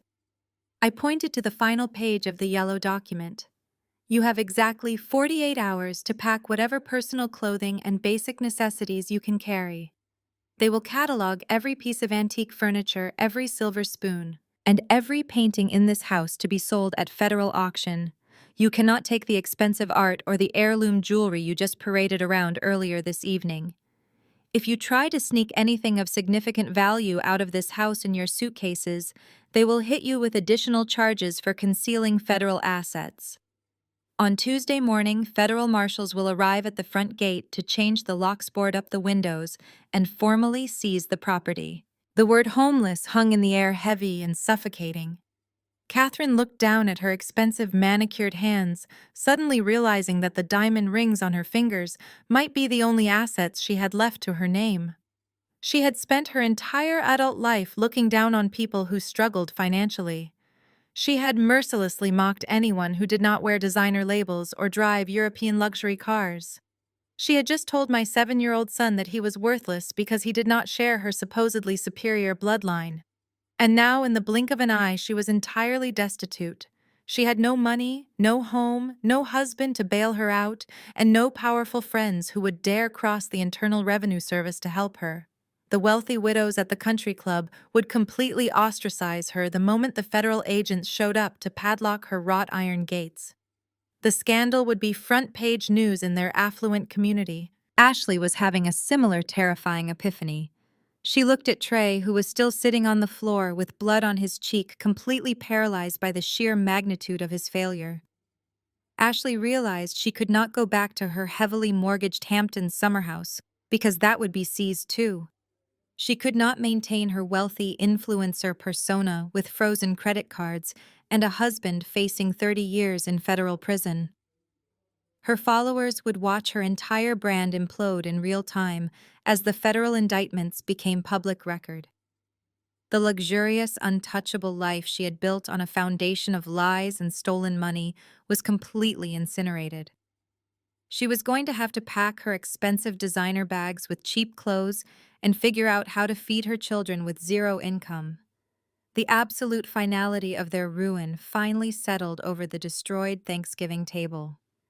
Katherine and Ashley were completely broke, entirely homeless, and staring down the barrel of massive federal criminal charges. The arrogance was gone. The fight was over. Only the begging remained. The silence in the dining room broke with a ragged, pathetic sound. It was Ashley, the golden child, the perfect influencer. The woman who had spent her entire life looking down her perfectly contoured nose at me was completely broken. She did not just cry, she wailed. A deep guttural sound of pure terror tore from her throat. She scrambled across the hardwood floor, her expensive designer heels slipping in the spilled champagne and gravy. She did not care that her expensive silk dress was soaking up the greasy mess. She crawled right up to my chair and threw herself at my feet. Ashley reached out with shaking hands and grabbed the hem of my dress. She gripped the fabric so tightly her knuckles turned white. "Maddie, please," Ashley sobbed, looking up at me with mascara running down her cheeks in thick black streaks. "Please, you have to help us. You cannot just let them take everything we have. I have children. You are an aunt. You cannot let your nieces and nephews grow up with a father in federal prison and a mother living in a homeless shelter." I looked down at her. The sheer audacity of her plea was almost fascinating. Just 10 minutes ago, she was laughing along when our mother told my son he was not real family. Now she was clinging to my dress and weaponizing her own children to manipulate me. "You are a senior forensic accountant." Ashley gasped, her breathing erratic as she pulled herself up slightly, leaning her weight against my chair. "You know exactly how the Internal Revenue Service works. You know all the loopholes. You know how to hide money better than anyone else in the world. Please, Maddie, just log into your computer. Fix the books for us. Create some kind of fake paper trail to make the offshore accounts look legitimate. You can backdate the invoices for the medical clinic. You can make it look like Trey was actually making a real investment." I stared at her, my expression completely neutral. "You want me to falsify federal tax documents?"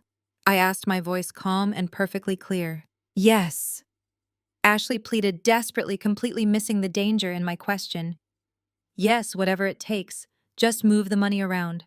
Hide the digital trail so the federal auditors cannot find it. You are smart enough to outsmart them. If you do this for us, I swear I will never ask you for anything ever again. We will give you the lake house. We will not fight the trust. We will give Leo whatever he wants. Just protect us. We are your family, Maddie. We share the exact same blood. You cannot just abandon your own blood when we need you the most." Trey pushed himself up from the floor, his torn custom suit hanging off his broad shoulders. He stumbled over to the table, his eyes wide and bloodshot. He nodded frantically, joining his wife in her pathetic display. "I will pay you." Maddie, Trey begged, his booming voice reduced to a desperate whine.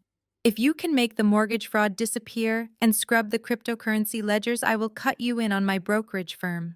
I will give you half of everything I make for the rest of my life. Just please do not let the FBI arrest me." Katherine slowly stepped forward, her expensive heels crunching on broken glass. She was trembling so violently she looked like she might shatter. She did not get on her knees, but she bowed her head, the ultimate sign of defeat for a woman who had ruled as a tyrant for decades.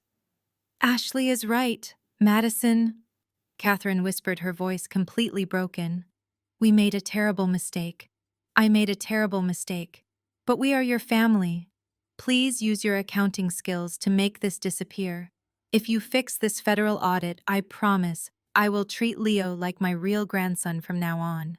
I will include him in everything. Just save my home. Save our family name from this horrible scandal." The sheer level of delusion in the room was staggering. They had just spent an hour proving they were willing to throw each other to the wolves to save themselves. They had conspired to steal $1.5 million from my dying father. They had relentlessly mocked my adopted son.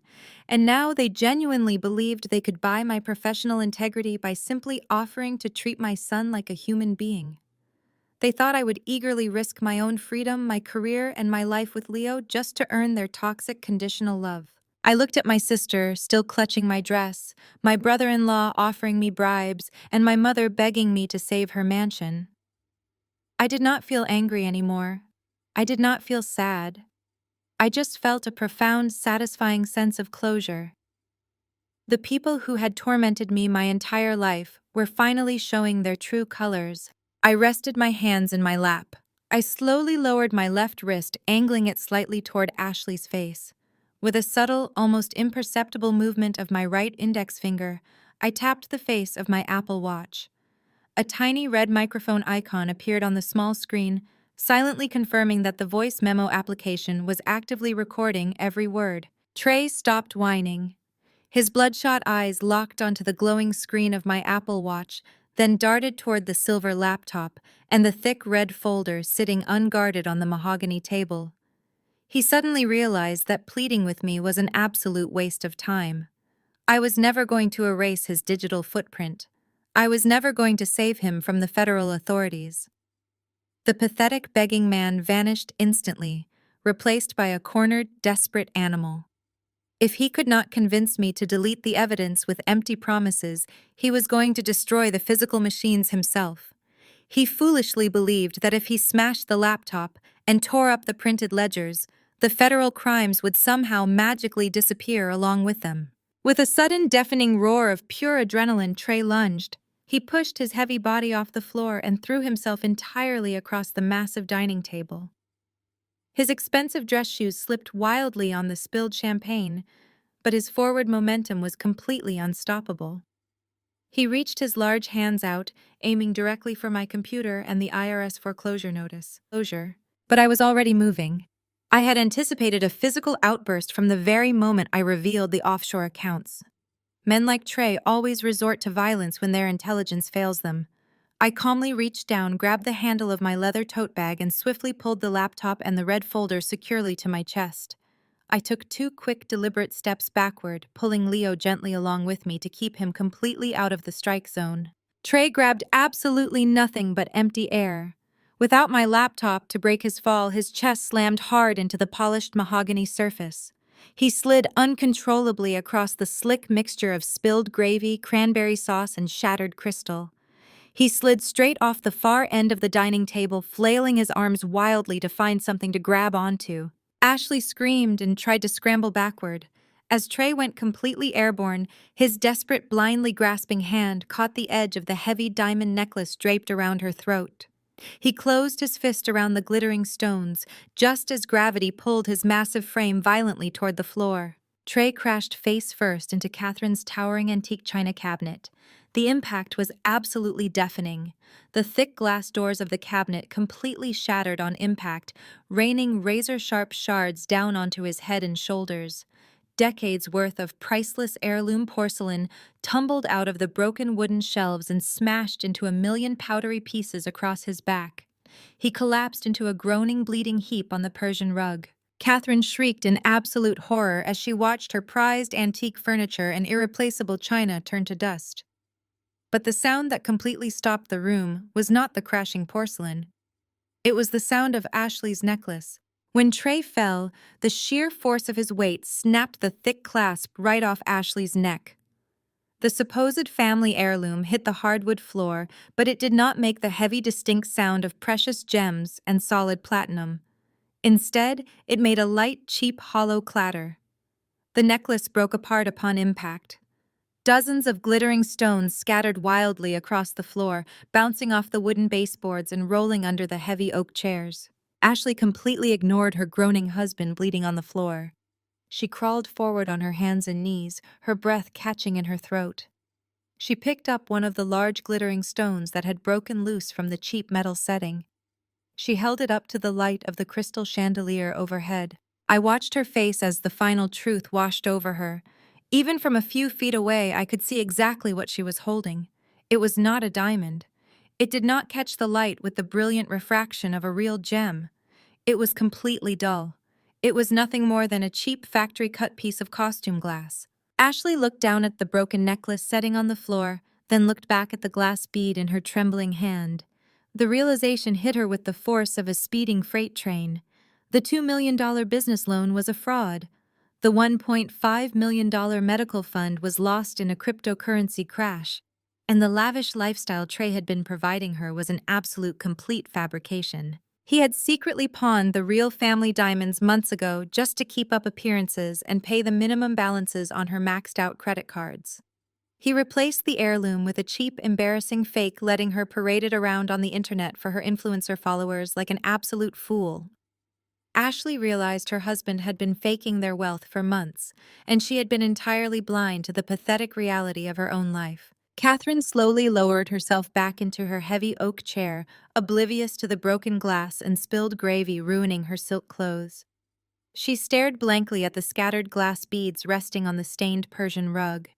Her prized antique china cabinet was destroyed. Her million-dollar bank accounts were frozen, and her golden child was weeping over cheap costume jewelry. The grand illusion she spent decades building had not just cracked. It had disintegrated into a pathetic joke.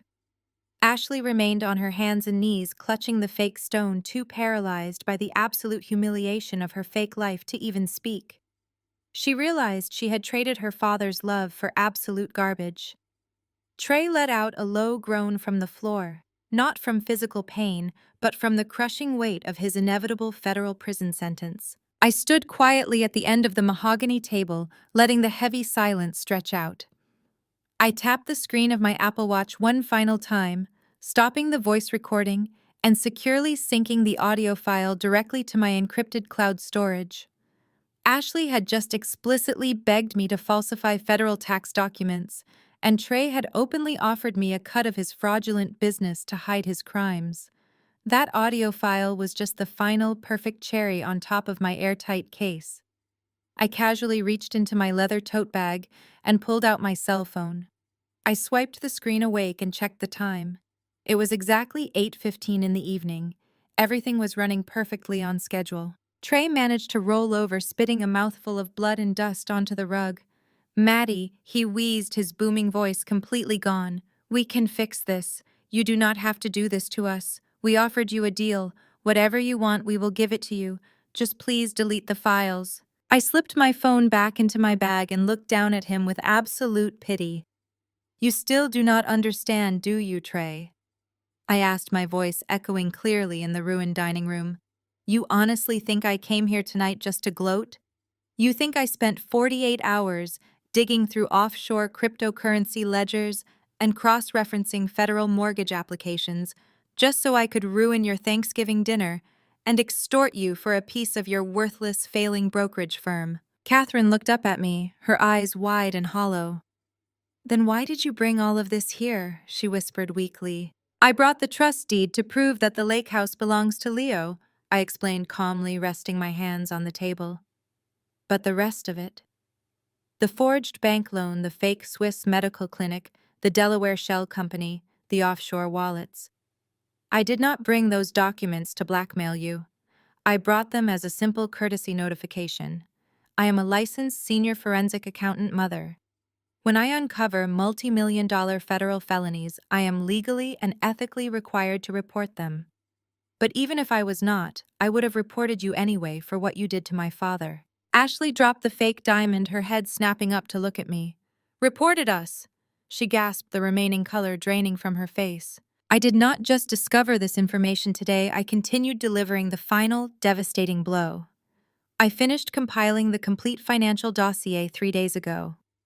And exactly 72 hours ago, I walked directly into the federal building in downtown Chicago.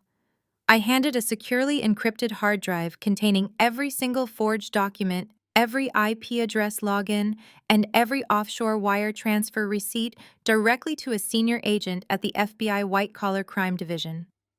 I also submitted the exact same files to the Internal Revenue Service whistleblower program. The federal authorities already have absolutely everything, Trey. The federal judge signed your arrest warrants this afternoon. I just came to dinner tonight to look you all in the eye before the inevitable happened." Trey let out a sound like a dying animal.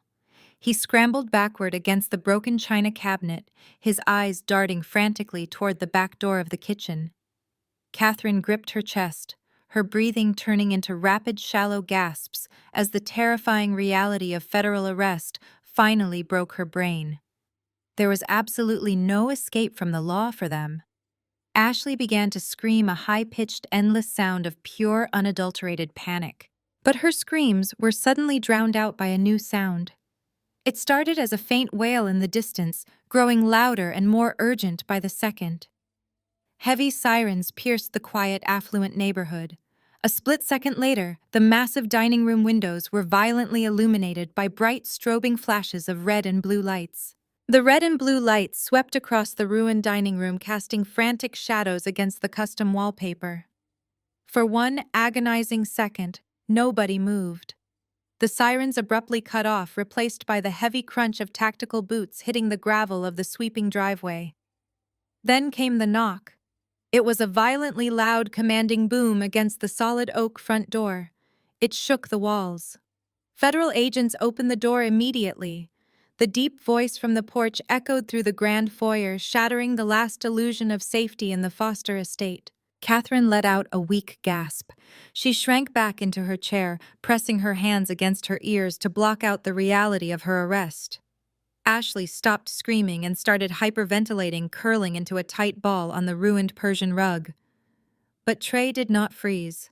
The sound of agents demanding entry triggered a pure flight response deep inside his brain.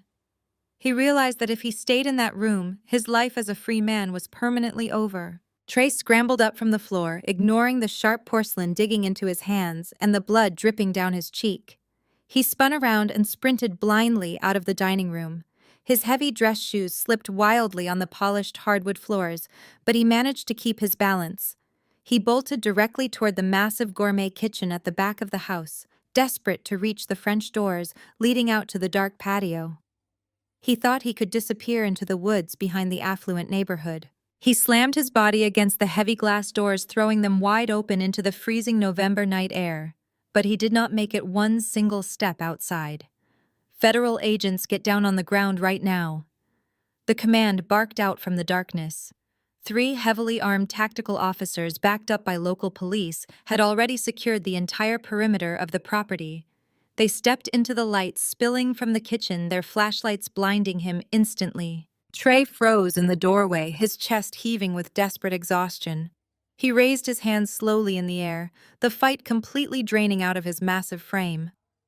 An officer grabbed him by the shoulder of his torn custom suit, spun him around roughly, and shoved him face first against the brick exterior of the house.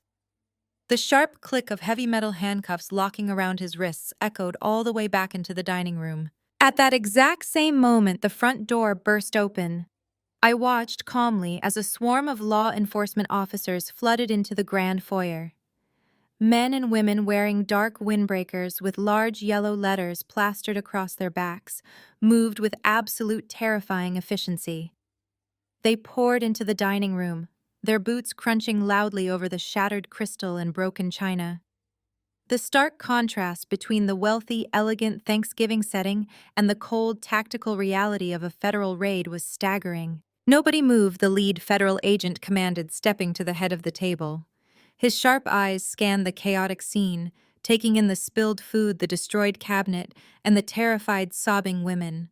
Who is Katherine Foster, and who is Trey Jenkins? Katherine was shaking too violently to even speak. She simply stared at the agents with wide, glassy eyes. I reached into my leather tote bag one final time. I pulled out my official professional credentials. I calmly stepped forward, completely unfazed by the swarm of armed federal officers surrounding my family. "I am Madison Foster," I stated clearly, projecting my voice over the noise. "I am the senior forensic accountant who submitted the whistleblower dossier to your field office 72 hours ago." I held up my identification badge so the lead agent could read my name and title. He gave me a sharp, respectful nod, instantly recognizing me as the cooperating professional who handed them an airtight financial fraud case. I turned and pointed directly at my mother, who was still cowering in her chair. "That is Katherine Foster," I said. "She is the primary suspect in the embezzlement and tax evasion scheme." I then pointed toward the kitchen hallway where 2 armed tactical officers were dragging a violently struggling handcuffed Trey back into the house. "And that is Trey Jenkins." He forged the mortgage documents and routed the stolen funds through illegal offshore wallets. I reached into my pocket and pulled out a small encrypted hard drive. It contained a perfect backup copy of every piece of digital evidence I already submitted online, plus the new audio. I held it out to the lead agent. "Here is the exact physical drive containing the complete forensic ledger. Everything you need to secure their convictions is right here on this small device. The lead federal agent accepted the small black hard drive with a firm nod, slipping it safely into the breast pocket of his tactical windbreaker. He turned his attention back to the chaotic dining room, gesturing sharply to the armed officers standing by the grand entryway. "Secure the perimeter and prepare the suspects for immediate transport," he ordered, his voice cutting cleanly through the thick tension. Out in the hallway, the two tactical officers shoved Trey forward. His hands were bound tightly behind his back, with heavy steel handcuffs. The sharp clinking sound echoed against the marble floors as they dragged his massive frame back into the bright light of the dining room. His torn custom suit jacket hung off his broad shoulders, and a fresh trickle of dark blood ran down his chin from where they had slammed him into the brick wall outside. Trey looked at the lead agent, then at the hard drive safely tucked away in the federal officer's pocket. The absolute reality of his situation crashed down on him. The federal government had his entire digital footprint, the offshore transaction logs, the forged bank signatures, and my recorded audio.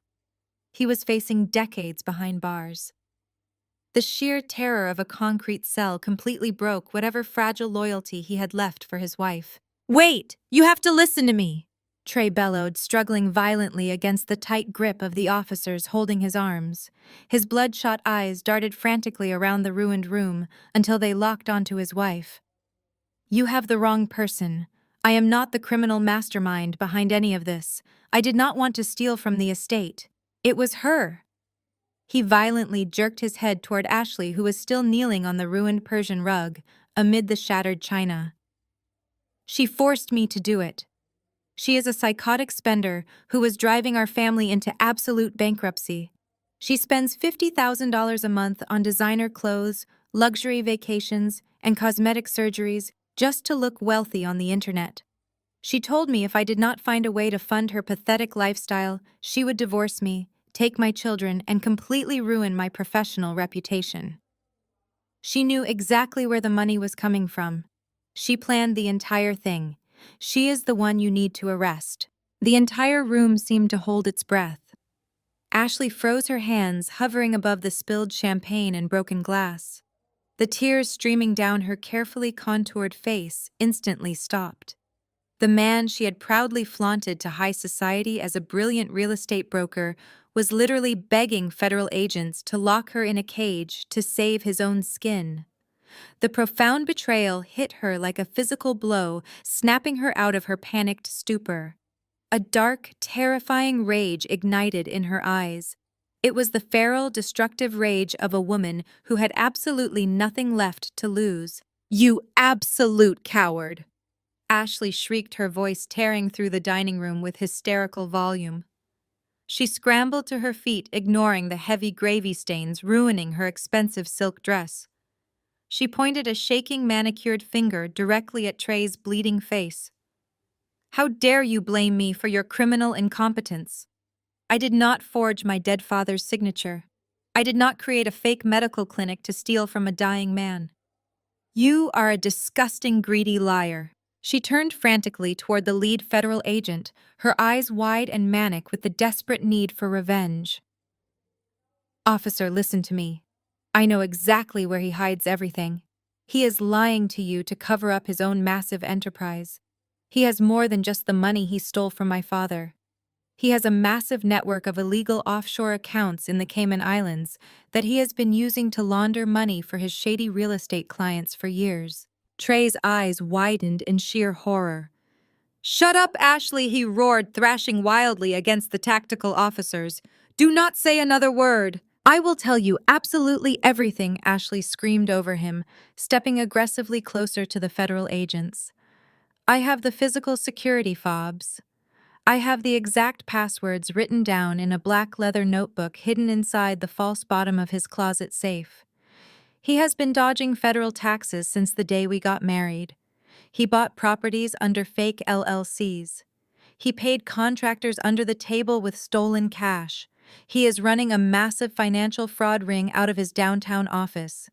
If you grant me full immunity right now, I will hand you the keys to his entire illegal empire. I will give you every single name, every single account number, and every single password you need to lock him away."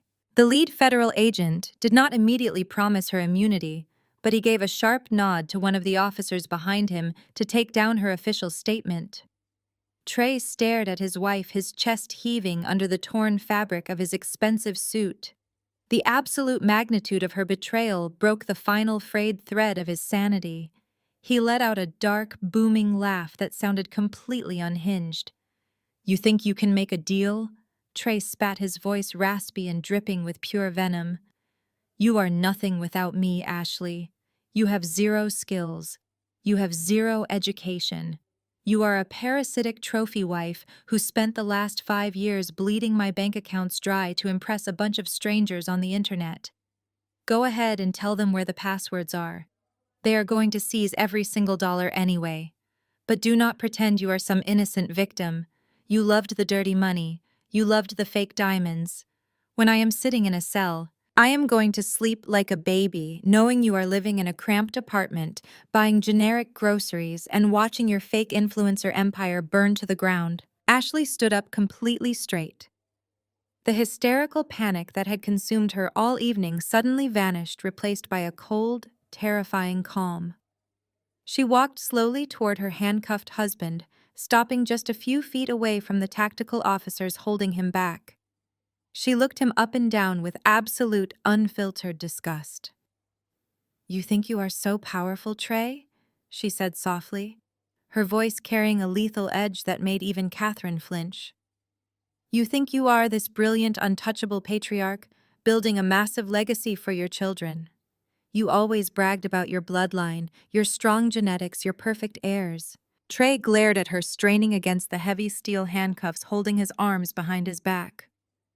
"I provided everything for those kids," he growled, spitting a mouthful of blood onto the Persian rug. "They carry my last name. They are my legacy." Ashley tilted her head, a wicked, razor-sharp smile spreading across her face. She leaned in closer, ensuring he could see the pure malice in her eyes. "Well, since we are handing out all the family secrets tonight, I have one more for the federal record," she whispered, before raising her voice so the entire room could hear the final nail being driven into his coffin. "You are going to rot in federal prison for the next 30 years, and I want you to think about this every single night when you go to sleep on a concrete slab. Our youngest son is not yours." The silence that followed was absolute. Katherine let out a weak gasp, burying her face in her hands as her obsession with the perfect family bloodline was shattered for the final time today. Trey froze, his bloodshot eyes widening in total incomprehension. "What did you just say?" He breathed out the words barely escaping his throat. "I said he is not yours!" Ashley shrieked, letting the secret she had harbored for 3 years explode into the room. "You were always working late trying to scam your clients and build your pathetic empire. I was lonely, and your senior business partner was very, very generous with his free time. Did you never wonder why our youngest boy has green eyes, Trey? Did you never look at him and see the man who actually funded your startup capital?" The psychological blow was catastrophic. It bypassed his brain and struck directly at the core of his manhood and his ego. Trey let out a sound that was not human. It was a primal, deafening roar of absolute agony and feral rage. He snapped. He did not care about the federal agents. He did not care about the guns in the room. He lunged forward with terrifying explosive violence, attempting to break right through the wall of armed men to get his hands around Ashley's throat. The tactical officers immediately descended on him. 3 heavily armored men tackled Trey simultaneously, wrapping their thick arms around his waist and shoulders to stop his forward momentum. But Trey was fueled by pure, unadulterated madness.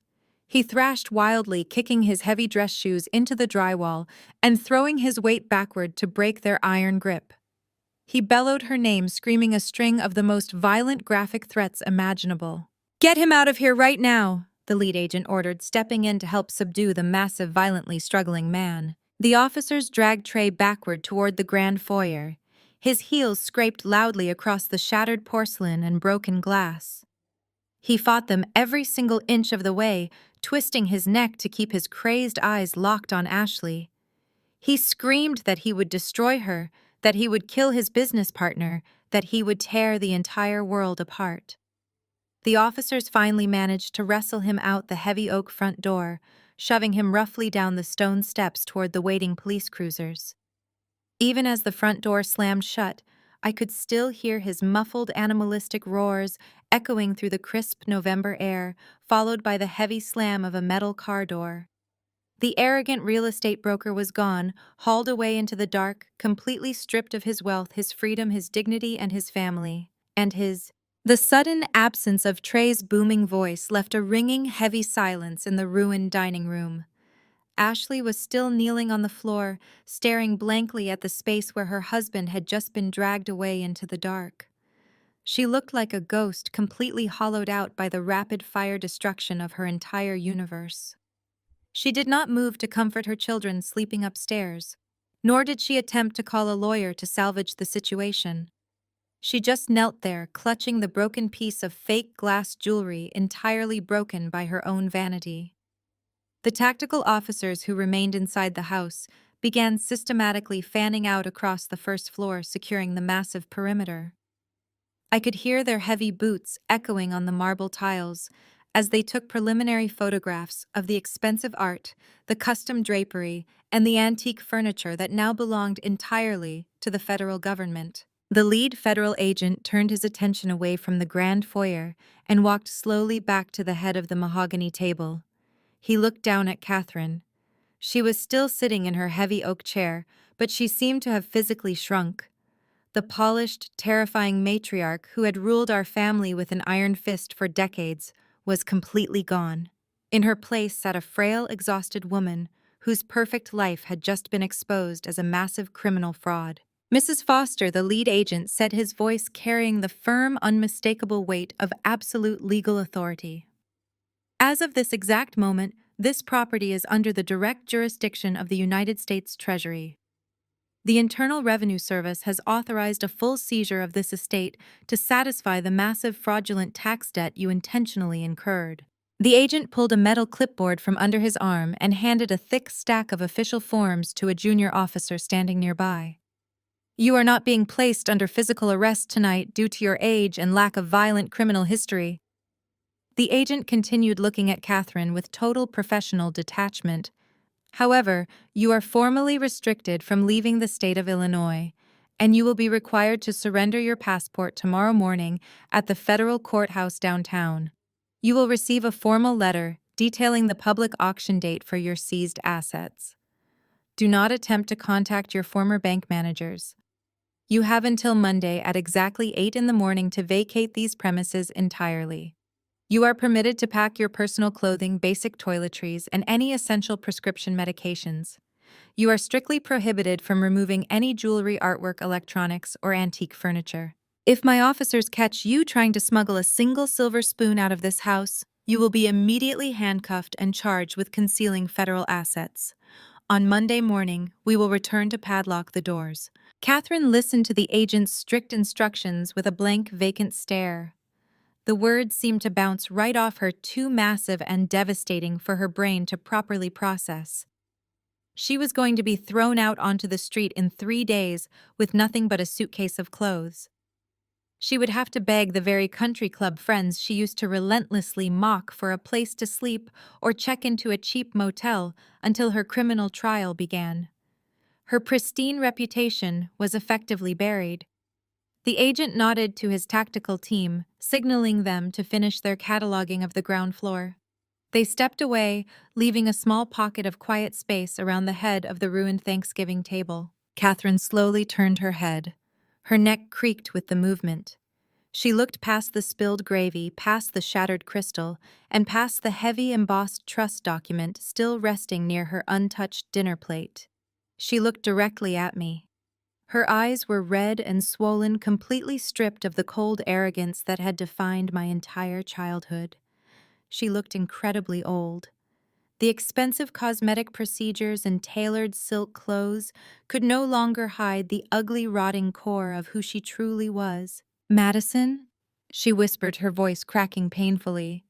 Her lower lip trembled as she tried to muster one final attempt at emotional manipulation.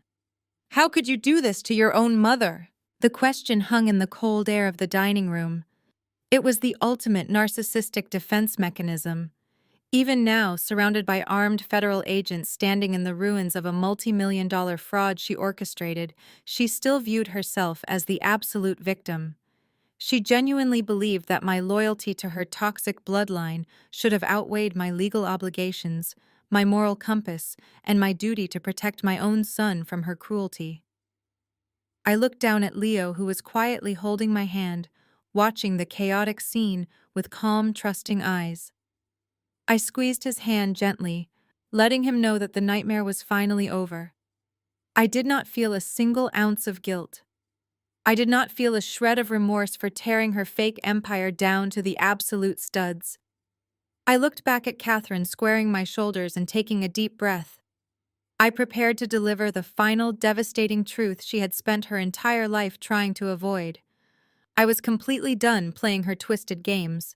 I was ready to end this toxic cycle permanently, leaving no room for any future doubts or manipulations. "You ask how I could do this to my own mother," I repeated, letting the word mother hang in the air like a toxic cloud. "You throw that word around as if it grants you absolute immunity from the consequences of your own monstrous actions. But sharing DNA does not automatically make you a mother, Katherine. A mother is someone who protects her children unconditionally. A mother is someone who nurtures, who sacrifices, and who builds a safe harbor against the storms of the world. You never did any of those things. You spent my entire life using me as a convenient scapegoat to deflect from your own personal failures. You treated me like a financial insurance policy, expecting me to quietly clean up your endless messes, while you showered Ashley with the affection and praise I was constantly starved of. You do not get to invoke the sacred title of mother only when the federal government is standing in your dining room holding a seizure notice. You have spent decades obsessed with bloodlines and pedigree. I continued, my voice echoing clearly over the muffled sounds of the tactical officers working in the next room. You genuinely believed that biological genetics made you inherently superior to everyone else. But look closely at where your precious bloodline led you today. Your golden daughter is sitting on the floor sobbing over fake jewelry, completely broken by her own vanity and greed. Your son-in-law, the father of your biological grandchildren, is currently being shoved into the back of a police cruiser for stealing from a dying man. And you, the proud matriarch of the Foster bloodline, sold your own soul to cover up a cheap, disgusting affair with a contractor. If this is what your biology represents, I am profoundly grateful that my son does not share a single drop of it. I looked down at Leo, who was standing tall right beside me. I placed my hand gently on his shoulder, feeling a surge of fierce, protective warmth. "True family has absolutely nothing to do with genetics," I stated, shifting my gaze back to Katherine, making sure my eyes locked firmly onto hers. "True family is built entirely on protection, unyielding loyalty, and unconditional love. Family is the people who choose to stand by you when the rest of the world turns its back. Leo is my family. We chose each other. I would burn the entire world to the ground to keep him safe, and I just proved that tonight. You sealed your own fate the exact second you looked at an innocent 7-year-old boy and told him he did not belong. You thought you were just putting an adopted child in his place. But what you actually did was sever the final microscopic thread of patience I had left for you. You were completely dead to me the moment you insulted my son." Katherine opened her mouth to argue, but the sheer conviction in my voice silenced her before she could even form a single syllable. "So let me make my position absolutely clear," I said, taking one step closer to the ruined dining table so both Katherine and Ashley could fully absorb my final decree. "You are not getting a single penny of my money to fix this monumental disaster. Do not ask me to pay for your high-priced federal defense attorneys. Do not ask me to post bail when the judge officially remands you into federal custody. When the gavel drops and you are sentenced to federal prison, do not bother putting my name on your approved visitor list. I will never sit on the other side of a plexiglass window and listen to your pathetic excuses. I am not sending you commissary money, and I am certainly not taking Leo to visit the grandmother who treated him like absolute garbage. Ashley let out another loud, desperate sob, burying her tear-stained face much deeper into the completely ruined Persian rug. But I was not finished. And just to ensure that you never try to drag us back into your toxic orbit, I filed a comprehensive protective order against you, Ashley and Trey, yesterday afternoon, I announced flatly. The moment you are processed by the federal authorities, you will be served with the official restraining order. You are legally forbidden from contacting me, approaching my home, or coming anywhere near my son. If you attempt to call me from a prison phone, they will add a violation charge to your sentence. You wanted to exclude us from your perfect family, Katherine. Congratulations, you finally got your wish. We are officially and permanently erasing you from our lives forever. I turned away from her for the very last time. I reached down and firmly grasped Leo's small, warm hand in mine. He looked up at me, his dark eyes reflecting a profound sense of understanding that went far beyond his 7 years. He knew we were finally safe. He knew we were never coming back to this toxic fortress ever again. I gave his hand a gentle, reassuring squeeze, signaling that it was time to leave. We stepped away from the heavy oak chair and began navigating our way through the absolute disaster zone that used to be the formal dining room. Our shoes crunched softly over the shattered pieces of Catherine's prized antique porcelain and the broken shards of crystal wine glasses. We carefully stepped over the thick puddles of spilled cranberry sauce and rich brown gravy that had permanently stained the expensive Persian rug. Katherine did not try to stop us. She did not yell or threaten to call the police again. She had completely collapsed inwards, sliding off her heavy chair to kneel on the ruined floor alongside her golden daughter. The former matriarch of the foster family was weeping openly now. It was a pathetic, gasping sound that echoed miserably against the vaulted ceilings. She was mourning the sudden violent death of her wealth, her pristine reputation, and her untouchable status. The federal agents completely ignored her tears, moving methodically around the room with their metal clipboards cataloging the silver candelabras and expensive artwork that would soon be auctioned off to pay her massive criminal debts. As we approached the grand arched doorway leading into the main foyer, Leo suddenly stopped walking. He pulled gently on my hand, anchoring his small feet to the hardwood floor. I paused and looked down at him, wondering if the overwhelming presence of the armed tactical officers had frightened him. But Leo was not looking at the police. He had turned his head to look back toward the far corner of the massive dining room. I followed his gaze. Huddled together in the shadows near the heavy velvet drapes were Ashley's 2 biological children. They had been completely forgotten during the explosive chaos of the raid and their parents' vicious brawl.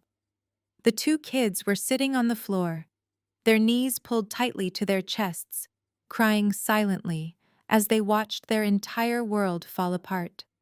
Their hands were still instinctively clutching the expensive top-of-the-line iPad Pros that Katherine had handed them just an hour ago.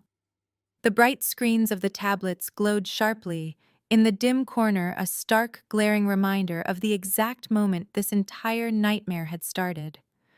The moment Katherine had proudly declared that Leo was not real family because he did not share their supposedly superior genetics. Leo looked at his terrified cousins gripping their expensive electronic toys. He did not look jealous. He did not look angry. He just looked at them with a quiet, solemn pity. Then he shifted his gaze back to the center of the room, fixing his dark eyes directly on the weeping woman kneeling in the spilled food. Katherine slowly lifted her head, sensing his eyes on her. Her mascara was completely smeared across her cheeks, and her expensive silk blouse was ruined beyond repair. She looked at the 7-year-old boy she had relentlessly tormented and excluded for his entire life. She looked at the boy who was now the sole legal owner of the $4 million lake house, while she was entirely homeless and facing decades in federal prison. Leo stood incredibly tall. He did not hide behind my legs, and he did not lower his voice. He looked right into her red, swollen eyes and delivered his final message with the devastating, undeniable clarity that only a child possesses. "Enjoy your iPad," Grandma Leo said, his voice ringing clearly over the muffled chatter of the federal agents. "You are going to need it in jail." The absolute purity of the delivery struck the room like a physical blow. A junior federal agent standing near the doorway actually had to press his hand over his mouth to hide a sudden shocked smile. Ashley let out another miserable wail, burying her face in the floor. Katherine opened her mouth, her jaw trembling violently, but no words came out. She was completely paralyzed by the sheer, undeniable truth of his statement. The little boy she had dismissed as a worthless stray had just delivered the final crushing verdict on her entire miserable existence. Leo did not wait for a response. He simply turned his head, looked back up at me, and offered a small, bright smile. He tightened his grip on my hand and tugged me gently forward. I smiled back at him, my heart swelling with an overwhelming amount of pride. We stepped out of the ruined dining room, walking shoulder to shoulder through the grand foyer. We passed by the armed officers, guarding the entrance, leaving the weeping, broken remnants of the Foster family completely behind us forever. There was no looking back. The crisp November air hit my face the exact second we crossed the threshold, clearing my lungs of the suffocating tension that had poisoned that house for decades. The heavy oak front door clicked shut behind us, silencing the frantic shouts of the federal agents and the pathetic, muffled sobs of my mother. Out on the circular driveway, the scene was a chaotic blur of flashing red and blue tactical lights. Federal vehicles and local police cruisers were parked haphazardly across the manicured lawn, their radios crackling sharply in the cold night. Neighbors from the surrounding mansions had already gathered at the wrought iron gates, their faces shocked as they watched the estate get raided. I held my head high. I did not shrink away from their curious stares, and I did not hide my face. I walked with the steady confidence of a woman who had surgically excised a massive tumor from her life. Leo walked right beside me, his hand firmly tucked inside mine, matching my purposeful stride. We bypassed the law enforcement officers and made our way to where I had parked my black luxury SUV at the end of the driveway. I unlocked the car doors with my key fob, the headlights flashing briefly. I opened the rear door for Leo. He tossed his canvas backpack onto the leather seat and climbed inside, settling comfortably into the plush interior. I leaned in and made sure his seatbelt was securely fastened, brushing a stray lock of hair out of his eyes. He gave me another one of those bright, completely unburdened smiles, the kind of smile a child only gives when they feel entirely safe. I smiled back, feeling a massive weight completely lift off my shoulders. I closed his door with a solid thud, cutting off the harsh noise of the police radios. I walked around to the driver's side, climbed into the heated seat, and pressed the ignition button. The powerful engine purred to life, a low, steady hum that sounded like pure freedom. I shifted the car into drive and then very slowly pulled away from the curb. As we rolled toward the open gates, I glanced up into the rearview mirror for one final fleeting moment. The massive stone mansion looked entirely different now. It was no longer a fortress of judgment or a symbol of toxic family supremacy. It was just a cold, empty building swarming with federal agents. By Monday morning, those grand doors would be padlocked, the bank accounts permanently frozen, and the family name synonymous with a humiliating criminal scandal. Katherine and Ashley were going to lose absolutely everything they valued, and Trey was going to spend the best years of his life locked inside a concrete federal cell. They had tried to destroy me and cast my son aside like garbage, but instead, they had handed me the exact tools I needed to orchestrate their absolute, irreversible downfall. I blinked, breaking my gaze from the mirror, and turned my eyes back to the dark road stretching out in front of me. We were not going back to my apartment in the city. We were heading straight toward Geneva, navigating the quiet, winding roads that led out to the water. We were going home. The $4 million lake house was waiting for us, completely free and clear of any liens, securely protected by an irrevocable trust that nobody could ever touch. I pictured the massive windows overlooking the calm, dark water, the heavy wooden dock where my father used to sit, and the echoing rooms that were now ours to fill. It was not just a piece of highly valuable real estate. It was a massive financial victory and an undeniable emotional triumph. It was the ultimate satisfying payoff for a lifetime of enduring their cruel, calculated abuse. My father had trusted me to protect Leo, and tonight I had honored that trust with absolute, ruthless precision. The heater blasted warm air through the vents as we cruised down the highway, leaving the city and all its toxic memories miles behind us. I felt an overwhelming sense of peace. We walked into the lion's den, faced down the worst kinds of greed, and walked out entirely victorious. Thank you so much for watching my story until the very end. If you have ever had to walk away from a toxic family to protect your own peace, please let me know your experience in the comments below. Do not forget to hit the like button and subscribe to the channel for more stories about overcoming betrayal and finding your true worth. Remember, the family you choose will always be stronger than the family that tries to break you. Stay strong, and I will see you in the next video.